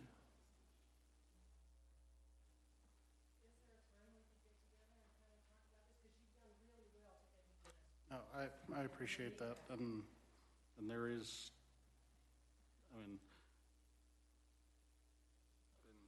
we're gonna, to put something on the ballot, we're going to have a special meeting sometime between now and the 24th of August, and we can certainly have a session. Dave, in just a second. I just would, again, what we're talking about presenting people is, you know, everybody in this room is supportive of law enforcement. Everybody in this room wants to see this pass. Everybody that gets a ballot is also potentially thinking, do I want to pay another $500 in taxes next time I buy a car? Versus, I mean, nobody want, I mean, you know, we want something to pass. I mean, there's a need. There's a need. There's a physical need, certainly in the facility side. Again, tremendous, not only undersized and overaged and beyond its useful life, but operational risk in the jail in that building currently. That I wish commissioners had started thinking and trying to address 20 years ago. They didn't. That's what we're doing now. But this also represents, as we're sitting now, the opportunity for tremendous additional funding to be freed up to work with. And again, I challenge, I mean, if there's nobody that thinks that, you know, something in the $2 million range a year in a budget that is about 30 to 32 million isn't significant, you know, we're not on anywhere near on the same page of talking. If that's not significant, I don't know what could be. But the timing, like I said, we're 2 months beyond where we should have been to have a concept that a defined, you know, this is what we're trying to do, why we're trying to do it. This is where, I mean, not, well, maybe not concept, but detailed plan of this is what we're trying to fund over time and when, to try to get something markedly different this year. But there's an election every year. If we got a much better chance of doing this if we do it right. And that's my comment earlier about rushing to failure. That's, I mean, you know, this is not a, we've got millions sitting in a bank account and we're just trying to decide, should we write the check? We're presenting something to the broader public saying, does this make sense to you? And we don't have, I mean, we don't have the, what's before us now, what I think we would need to write the check if we had the money for everything. I mean, the building is, the building needs have been pretty well defined and they've been coordinated well with the other agencies that are out there, and I think they're defensible in terms of, you know, how many jail cells will we need by 2050, or beds, not specific cells, or how many people do we have to house by 2050? Okay, what does that mean in terms of feeding those people and the kitchen size? And I mean, there is a lot of work that has gone into defining what is a $41 to $42 million construction and renovation project. And that when it goes on the ballot, will have a interest rate associated with it and a total payback. So we're already sitting at looking at, here's $100 million, you know, eventually what's probably likely to be a $100 million bill that we're presenting to the taxpayers to say, we'd like you to consider paying this over time. Anything that's not very clearly defined, and once something goes on the ballot, we as commissioners can't support it. The county can't spend any resources to support it. So the people that know it best may not be available to even speak on its behalf. I mean, everybody that's here today, I would encourage to dig into the slides, dig into the sheriff, dig into the advisory panel, so you know exactly what it is that's at least being proposed on the construction side. So if somebody says $46 million, that makes no sense. Well, it does make sense when you've got, you know, you've got to meet all these requirements, and it's clearly going to take $41 to $42 million. If we wait, it's going to go up 5 to 7% in the year. So now we're talking $43 to $44 million just to wait a year. It's likely to be at least a year before conceptual drawings and requirements turn into something that could actually be bid out for construction. But I guess that's kind of it. We're so far, I mean, on the, what is needed physically in the Justice Center and the improvements that are needed to meet the requirements by 2050 through the time frame. I mean, we don't want to be where we were before, where we are now, where we're still paying on a Justice Center that's inadequate.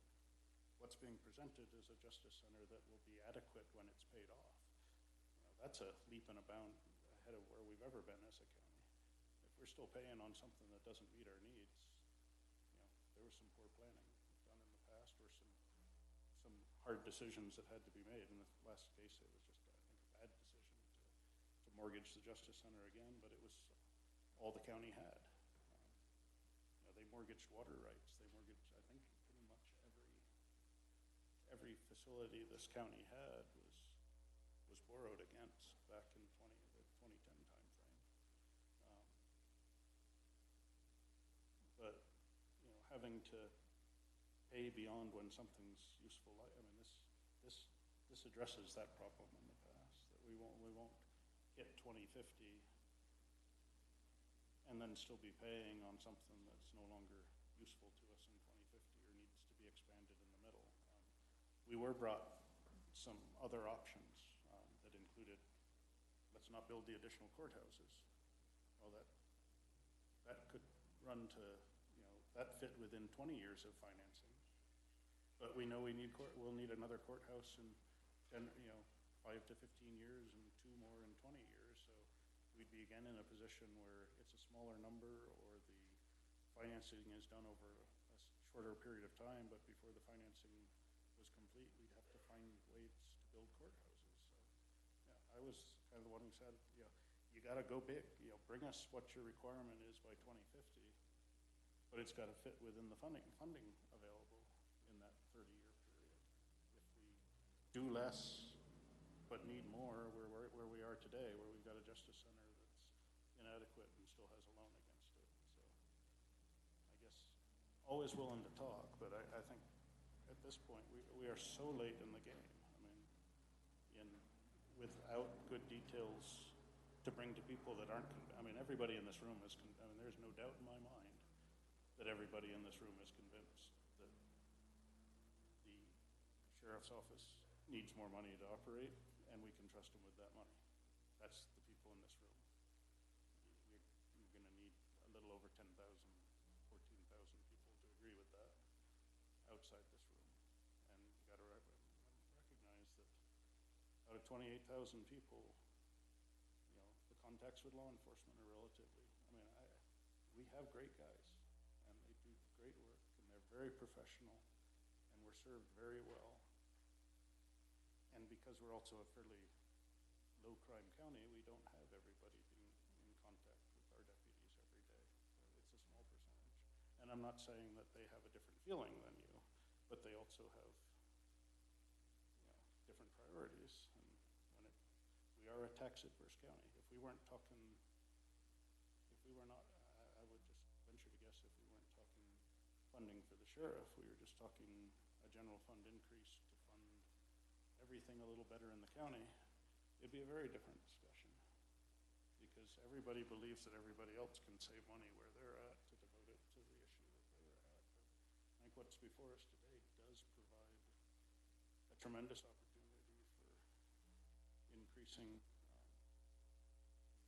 the overall resources that we have to devote to the sheriff's office. Well, Tim, or Dave, you had your hand up earlier. So.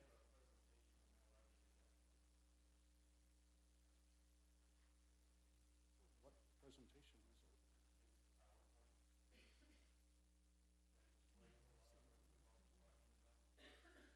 Well, I had expected that the sheriff was presenting on behalf of the sheriff's office when he presented earlier, but am I allowed to present? Yeah, absolutely.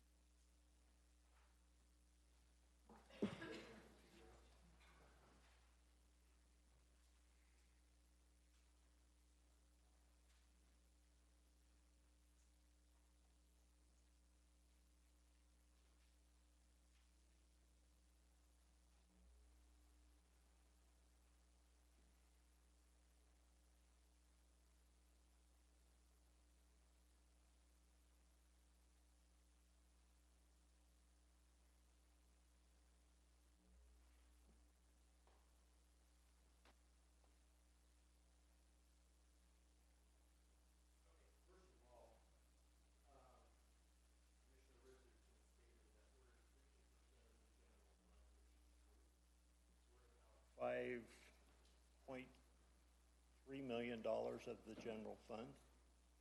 But if you look in the overall context of the entire county government budget, which is about 32 or 33 million, we're roughly 16% of that. Next slide, please. Our current situation, I'm going to go over these very, very quickly. It's a 36-year-old facility, 16 years past what it was originally designed to do. We are over capacity in the jail. What that means is we are full. We are taking people to other counties currently. Undersized area for staff. Inside and outside evidence storage is full. We currently have containers we're using for evidence. There's constant maintenance issues. The courts are undersized. We had a recent murder trial that they had to hold in Douglas County because the room was small. That was before COVID. The courts, the DA's office, and probation is also asking for more room. There's safety and security issues in the jail that was identified by a previous study back in 2017, I believe. Postponing adds about 5 to 7% per year. The other thing that Roy just mentioned is construction costs are up 30% as far as materials. There's a lot of unknowns out there. Were necessary to increase the size of the jail because of statutory mandates. We did a strategic plan out to 2040 and 2050, and that was lots of discussions with different people that are involved in this whole situation. About 20% of this facility is for non-sheriff entities, like the courts, the DA's, probation. Next slide, please. Our anticipated cost right now, and we have just been in the concept talks with architects. We haven't had the ability to spend a lot of money and get in town and drill down to the design things that would probably help us make better decisions, probably answer a lot of your questions. But we just had an architect come in to kind of help us. Can we build it on this facility? Can we use what we have right now? Are the grounds acceptable for the size we want to get? And those are all yes answers. We are reutilizing all existing buildings and remodeling those. We're increasing the size of IT and Office of Emergency Management, also plans for a coroner facility. We don't know what the financing is going to be when they take this on. We're assuming about 3 to 3.5%. Again, 20% of the costs are for DAs, courts, and probation, and we are going to have the 23rd Judicial District in 2025. That's already been signed into law. So that means we will not be part of the 18th, which is Arapahoe, Douglas, Elbert, and Lincoln. It will then be Douglas, Elbert, and Lincoln. Excuse me, Mr. Fisher. I'm getting reports that we're unable to hear you online. So if you can turn your mic up and talk into it a little bit better, they'll be able to hear you better. I must be too tall. Yeah. Use your cop voice. Yeah. Next slide, please. The other thing that has happened to some counties throughout the country is a federal mandate to come in and upgrade a facility. We're trying to prevent that because they will come in and build the facility they think we need, not what we think they need. This 1% sales tax provides for the planning, construction, and ongoing maintenance. We remodel everything, as we said before, saving millions in new construction. The our footprint will have the ability to grow if we need future facilities. The current plan is to build a shell for future courtrooms because they don't think they'll need it until 2010 or 2030. But we still have to build that shell out eventually. We're looking at an outdoor evidence facility to be shared with the coroner. We're looking for future space requirements for the sheriff's office. We predict we're going to need about 76 to 80 employees by 2030. We've tried state and federal grants. We've even asked for congressional distributed funding, something like that from Governor or Senator Hickenlooper's office, and that was denied. Previous administrations have requested additional facilities since 2010. Next slide. That is our current footprint. Next slide. Kind of what you see there in white is what is existing. The rest of that is new construction. Next slide. Our goal of the 1% sales and use tax is to build a new justice center and remodel existing facilities, provide for the ongoing maintenance and utility costs. That's paid out of the general fund now. Provide for the operations of the jail only, not patrol operations, and that's from the commissioner's requirement. Does not provide for additional staffing positions for patrol, investigations, admin, or animal control. Provides for jail-only technology advancements and upgrades. And the commissioners are requiring rolling over their current Justice Center debt of $4.2 million into this project. So it would be paid through the funds generated. Some of the commissioner requirements are to pay off the existing note, just as I mentioned, pay for the proceeds of a new justice center, and it's $41 to $42 million as an estimate. The proceeds will pay for the utilities, ongoing maintenance, and the operational cost of the jail. And that's, my understanding is that with the next line down is the staffing of the jail will be paid for out of this tax revenues. So if you do a little bit of the math, the payment for the Justice Center alone would be $2.263 million a year, and then the $212,500 is to pay off that existing note. So we're roughly looking at $2.5 million a year. So that would take the load off of the general fund for about $2.563, $2.5 million a year. Sheriff Norton's request, next slide, please. Utilize the excess fund after the note is paid for all operations, not just for the jail. Patrol is the backbone of the sheriff's office and desperately needs people and additionally funding that the general fund just cannot possibly support at this time. There's a strategic plan for the future of the entire sheriff's office and benefits other county functions by freeing up some of those funds, just like Grant said. We struggle keeping staff historically due to pay and benefits. And everyone should know that that funding increase totally probably saved us. We did have a few people leave, but we had more people stay. And we now are attracting employees for the first time since any of us can remember.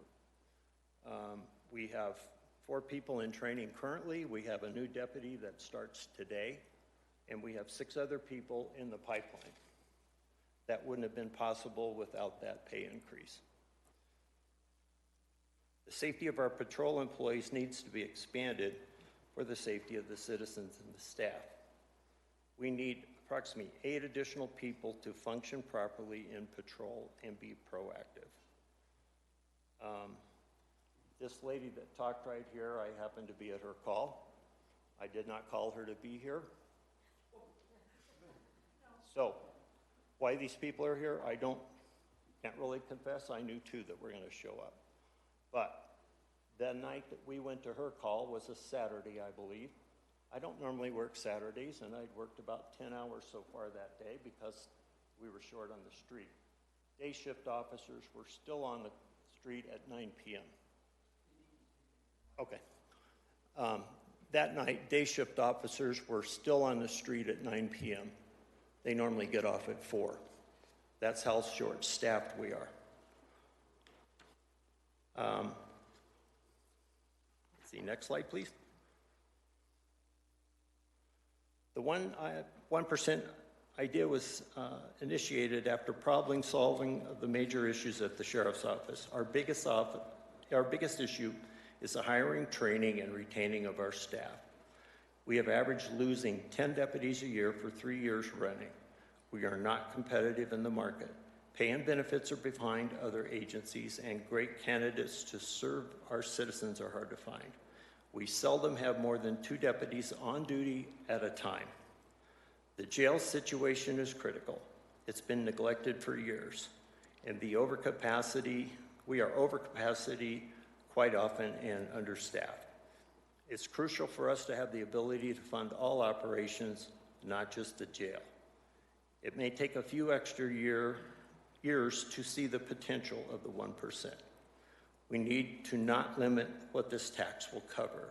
It may eventually fund the entire sheriff's office, and I put may. Tax proceeds, next slide, please. The proceeds from the 1% sales and use tax will go into a special fund. The fund is intended for the primary use of paying off the note for the Justice Center and retirement of the $4.6 million current note. The fund will pay for utilities and maintenance of the Justice Center. Initially, leftover revenues may offset general fund dollars for jail operations and staffing. This fund will reserve some proceeds for loan payments should a downturn in the economy occur. Next slide. Civilian Oversight Committee.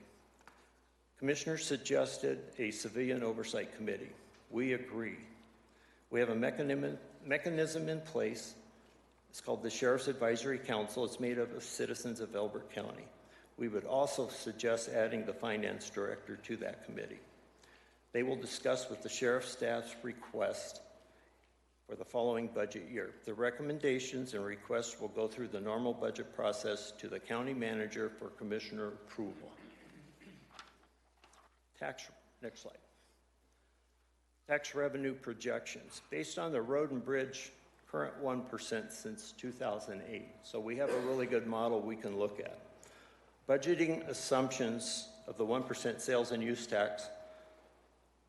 2020, they raised $4.1 million, or $4.111 billion.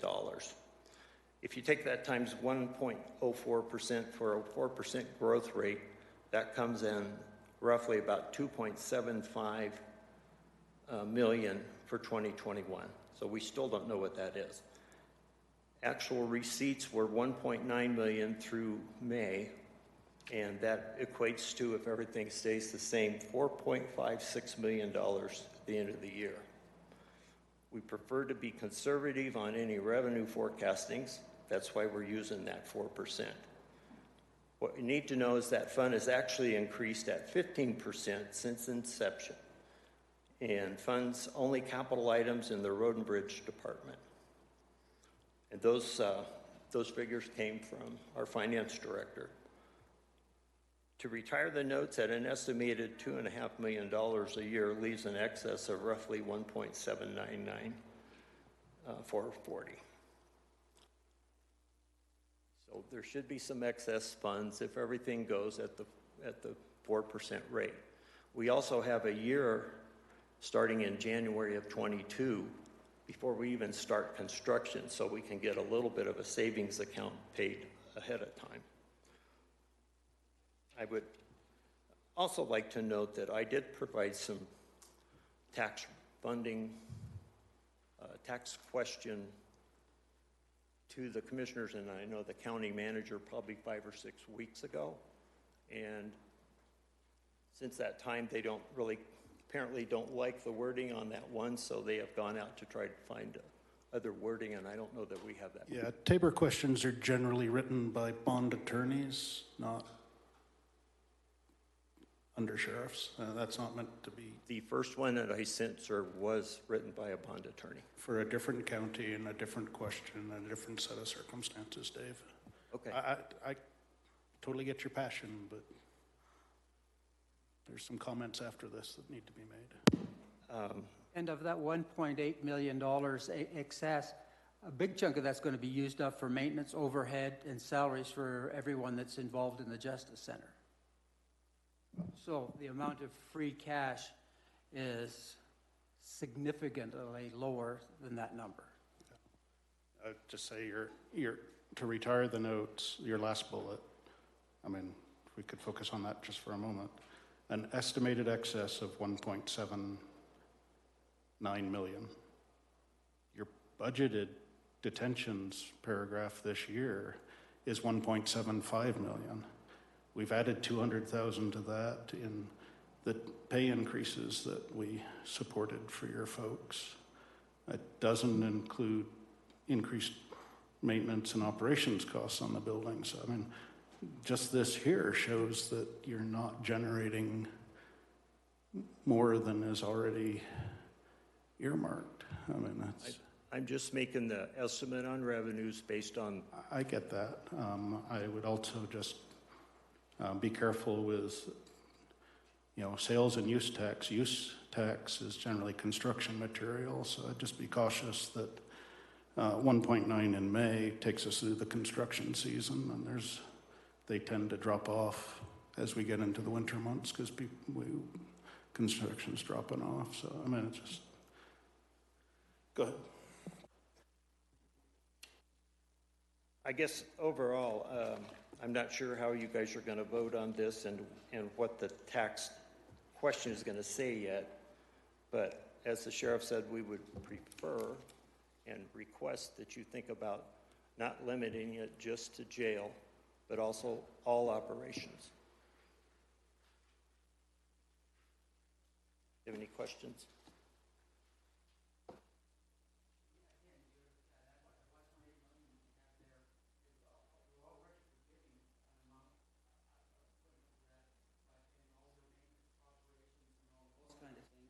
Salaries related to the justice facility. Yeah. There were some other slides. I'm sorry, what? There was another slide or two, but if you could move forward, I think there was one that... I think there's one that just shows... Is there one more? Yeah. You could... Okay. That's it. Okay. We had gotten one in the packet that also said you agreed to sunsetting a portion of the tax. We agree with that. Right. Which, again, over time leaves a lot less. I mean, we had previous discussions. Yeah, we need to write it as a sunset so people know that the portion devoted to the construction loan would go away once the loan was paid off, but also with the understanding that if there was a proven need, that's a time to go back to the people like Douglas County did and say, let's keep a portion of this for other increased needs. So, again, we've had discussions, but you did say you'd put together a strategic plan. It'd be nice to see that. You had started this by saying you'd put together a long-range strategic plan. Have we seen that? Because I haven't. That was mostly done for staffing purposes. We had to do that before we decided what we needed in the building. Okay. Well, again, that's useful background when we're making decisions. But, yeah.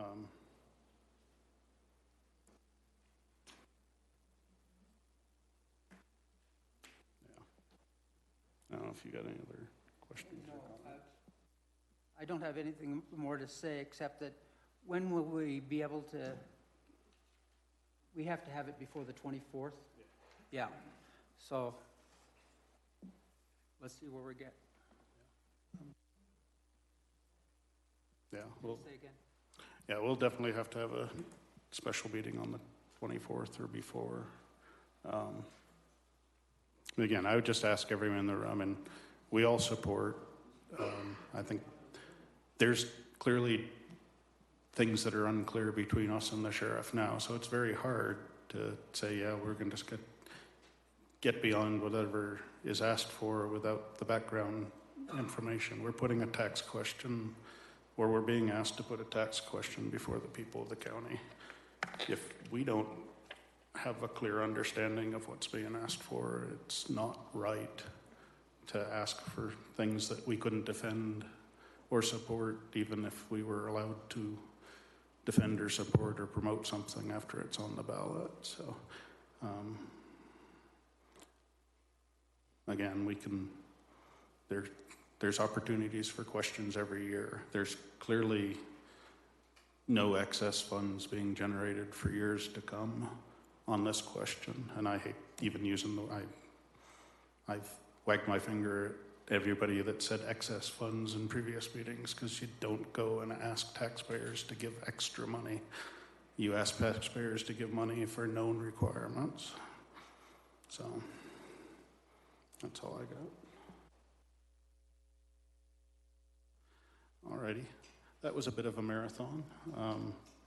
Next item we had for discussion, actually, I wish we'd had up a year ago. It was, should we have a policy to set timelines for proposals to go on the ballot? And this one's yours, Dallas.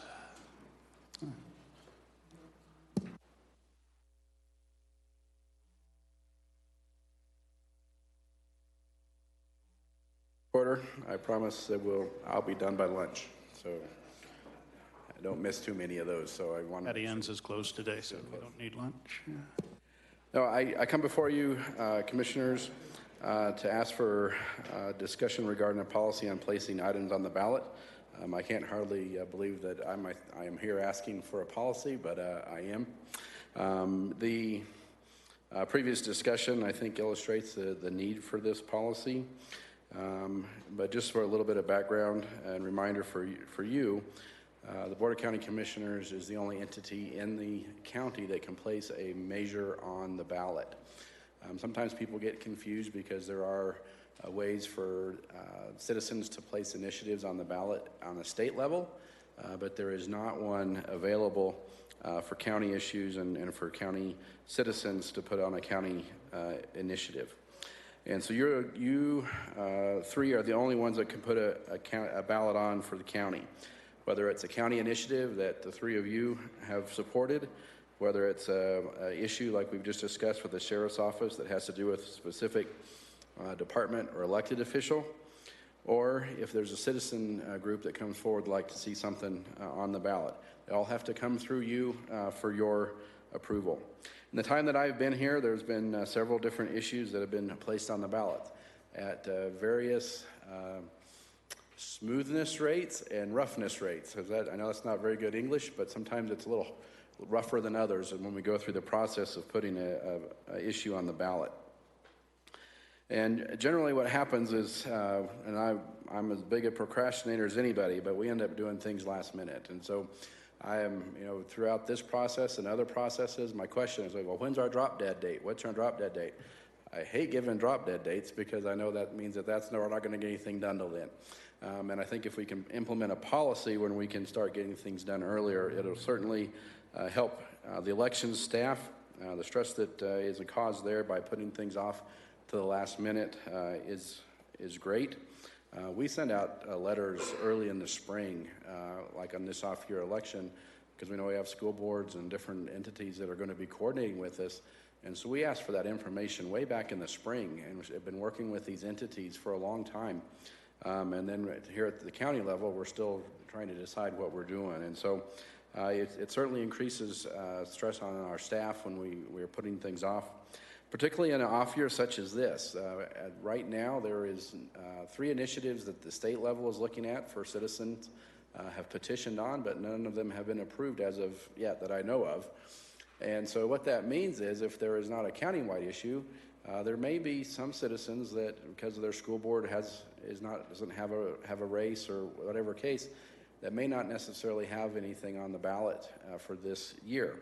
And the reason that affects us is that we're already getting calls from our vendor wanting to know how many envelopes that we're going to be needing in the fall. And so right now we're like, well, you're just going to have to give us a couple days because we don't know yet. But those are some of the little things that when we push things off to the end that just make it more and more difficult on us as far as the staff.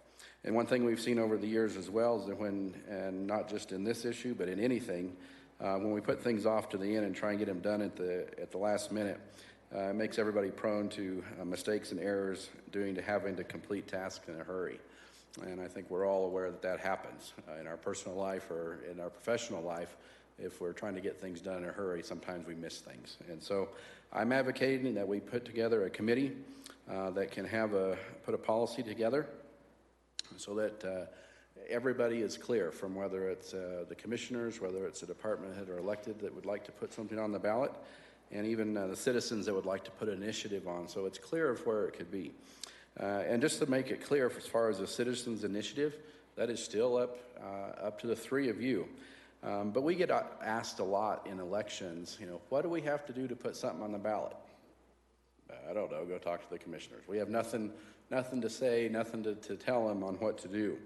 And I think we can work up a policy where you all are not bound by something, but you have some recommendations that you'd put in place that you would consider having an issue put on the ballot. What would you like to see from your perspective and what concern they have? Ultimately, you have the final decision, but I think if the citizens groups have an idea of what you're looking at to present to you, it will certainly make it easier on their side. It'll make it easier on the election side because we'll have something to hand out. But I think it'll be easier on you as well to say if you followed these steps and these timelines. So putting together the timelines and what is expected, I think just benefits everybody that has an interest in putting an issue on the ballot. I would suggest, respectively, that in that committee would include a BOCC rep, probably the county attorney, county manager, the clerk and recorder, and finance director at a minimum. There may be other departments that are directly affected, but I know that those 5 are in many issues, and I would like to see us move forward with generating a formal policy. I'd be happy to take any questions. Do you have a draft of some sort that we could kind of get focused on? No, not this time. We haven't formally done anything. It's just been I like the idea. Talking. But it always helps if you can get something that kind of gives you a guideline of. No, I agree, and that's, if you guys give the blessing and let's do a committee and start working at it, we can certainly get that going. Yeah, I think we need to get the committee going and just so that we're ready whenever something else comes up. Because we've done this in the past. I mean, when I was treasurer and stuff, and the commissioners were trying to put something on the ballot and rush it, and they didn't have any facts or plan or anything like that. And it was just a waste of time and money, really, for that issue and stuff, and never should have been put on the ballot because it was not done well. And when you don't have a good plan, without having something in place, knowing when you got to get something done would help. I think the citizens, if they're going to want to put something on the ballot, or whether it's a county issue. Yeah, I totally agree. I think just a initial meeting of the folks that you mentioned, I think is useful just to kind of scope out what a policy should have in it, and then we can work from there. But like, as we've seen today, I mean, there's,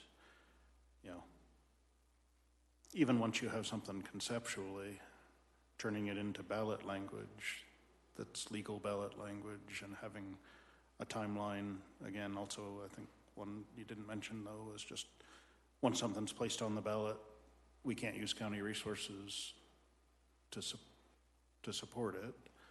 So having enough time to be able to really flesh out this is a good idea and why, and the public consciousness before it becomes a ballot measure, I think is important. Do you have a feeling, you're probably going to say spring before a November election, but what, your drop dead date? I mean, we'll avoid that in our policy. Okay. But I would think, I mean, early summer, late spring is generally what we've tried to. I this think is when we probably really by the need to first start part of the year, bringing we could have a something. good working draft to be looking at. Okay, thanks. Yeah, so please kind of go forward on that. Thank you. Appreciate it. Any questions or comments on Dallas's presentation? Seeing none, we'll move to action items.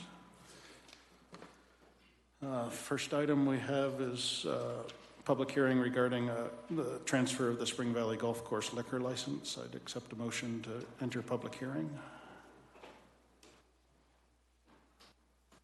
I move that we enter into a public hearing. Yeah, I don't know if you got that. Yeah. I move that we enter into a public hearing. I'll second the motion. Okay, we've got a motion and a second to enter public hearing for the purpose of considering transfer of the Spring Valley Golf Course liquor license. Amanda, the floor is yours. Thank you. We received a application for Spring Valley Golf Club. It's a change of ownership. So the name of the business is the same, but the owners have changed. So there are no concerns from staff regarding background. All of the application has been filled out and completed, and the fees have been paid. The background fingerprinting has been done, and again, staff has no concerns. It is just new members owning the business previously. Any questions or comments? Or? I have no questions. Okay. Seeing no questions for staff, do we have any public comment on this item? Seeing none, I'll close public comment and accept a motion to approve the transfer. I'll make a motion, we approve the Spring Valley Golf Liquor License transfer. Second. I have a motion and a second to approve the transfer of the liquor license. All in favor, please say aye. Aye. Aye. Motion carries. I'll take a motion to close public hearing on this. Chairman, I move we close the public hearing on the Spring Valley Golf Liquor License transfer. I'll second. I have a motion and a second to close public hearing. All in favor, please say aye. Aye. Aye. Aye. Motion carries. We're out of public hearing. The next item we have is consideration of the minutes from our last meeting. I'll make a motion, we approve the July 28, 2021 minutes and dispense with the reading. Second. I have a motion and a second to approve the minutes as presented and dispense with the reading. All in favor, please say aye. Aye. Aye. Motion carries. The third and final item we have is a consideration of a resolution authorizing a lease purchase financing for the construction of the new road and bridge facility. Commissioners, Rory Hale, Director of Public Works again. This is a resolution that you have before you authorizing a lease purchase financing for the purpose of financing costs related to the construction of a new maintenance facility for the county's road and bridge department, approving a site lease, lease purchase agreement, and related transaction documents to complete the financing and provide parameters in connection with financing. The study session held July 27th with BOCC and Municipal Capital, Barb and Mike, and they're here today, to go over the rates and terms from the banks that bid the project. A recommendation was given to use Sterling National Bank at a rate of 2.65% for a 25-year term. An intent letter was signed that will lock the rate through September 15th. Ratification of the intent letter is required, as well as a resolution authorizing a lease purchase financing for the purpose of financing costs related to the construction of the new facility. One thing in particular I need to point out is this is not to exceed $12 million for the interest rate of 2.65% for the 25-year term. Thank you. And as you had mentioned, and we'd ratified the rate lock letter under consent, so that piece was done. Any questions or comments? Is this kind of tracking what we had discussed in the workshop earlier? Tony, did you have anything, any concerns? No. This just formalizes what we've talked about once. Correct. Okay. And then it authorizes the signatures on the other documents that would support the site lease, et cetera, and the borrowing. Anything, I know, Bart, you'd look through them, no concerns there? No, I think there were some initial questions that we had even yesterday. I think those have been answered satisfactorily at this point. But I know we have folks here who can answer questions if there are some. But yeah, as far as I'm concerned, I think I am comfortable moving forward with our plan of action with these documents, et cetera.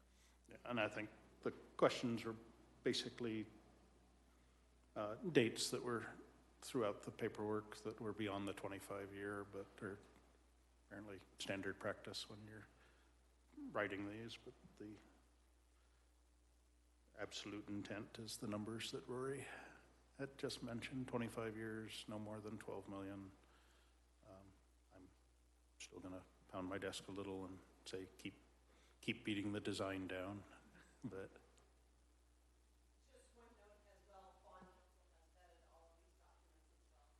Okay, thank you. And for those that may have been listening that didn't hear, just that statement made that bond counsel had reviewed and vetted all the documents as well. So if there aren't any. Well, the only thing on your 12 million, that's for the construction cost and doesn't include any interest payments and stuff like that. So the actual amount of the 16.5 should be the total payment, just so that it's clarified. Correct, yeah, correct. And then I think I'd also add the 12 million actually was more than just construction, but to recoup land acquisition, taking down the old facility safely, relocating fuel point. It was the kind of soup to nuts for the whole project, not just the shell of the building. So, okay, so with that, I'd ask if there's any public comment on this. Seeing none, I'd accept a motion to approve the resolution as presented. Mr. Chairman, I move that we approve the resolution authorizing a lease purchase financing for the proposed financing cost for the construction of a new maintenance facility. I'll second.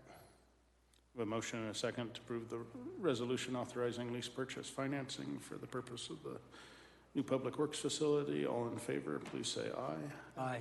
Aye. Motion carries. Okay. Alrighty, and I think just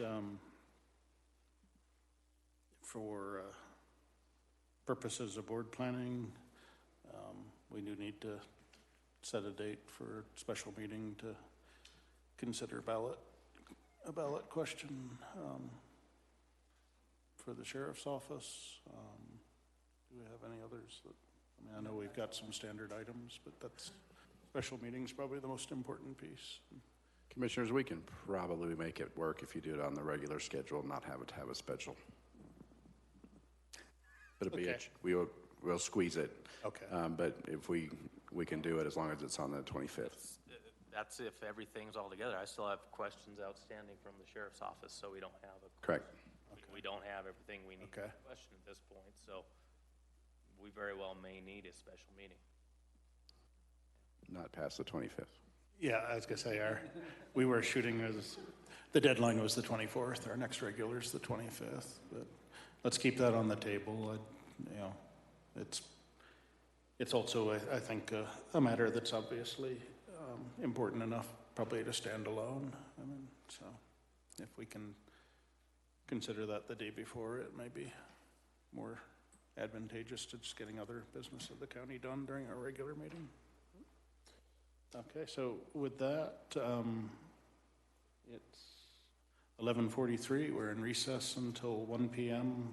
We'll reconvene you here to consider some land use items. Thank you for those that hung out throughout.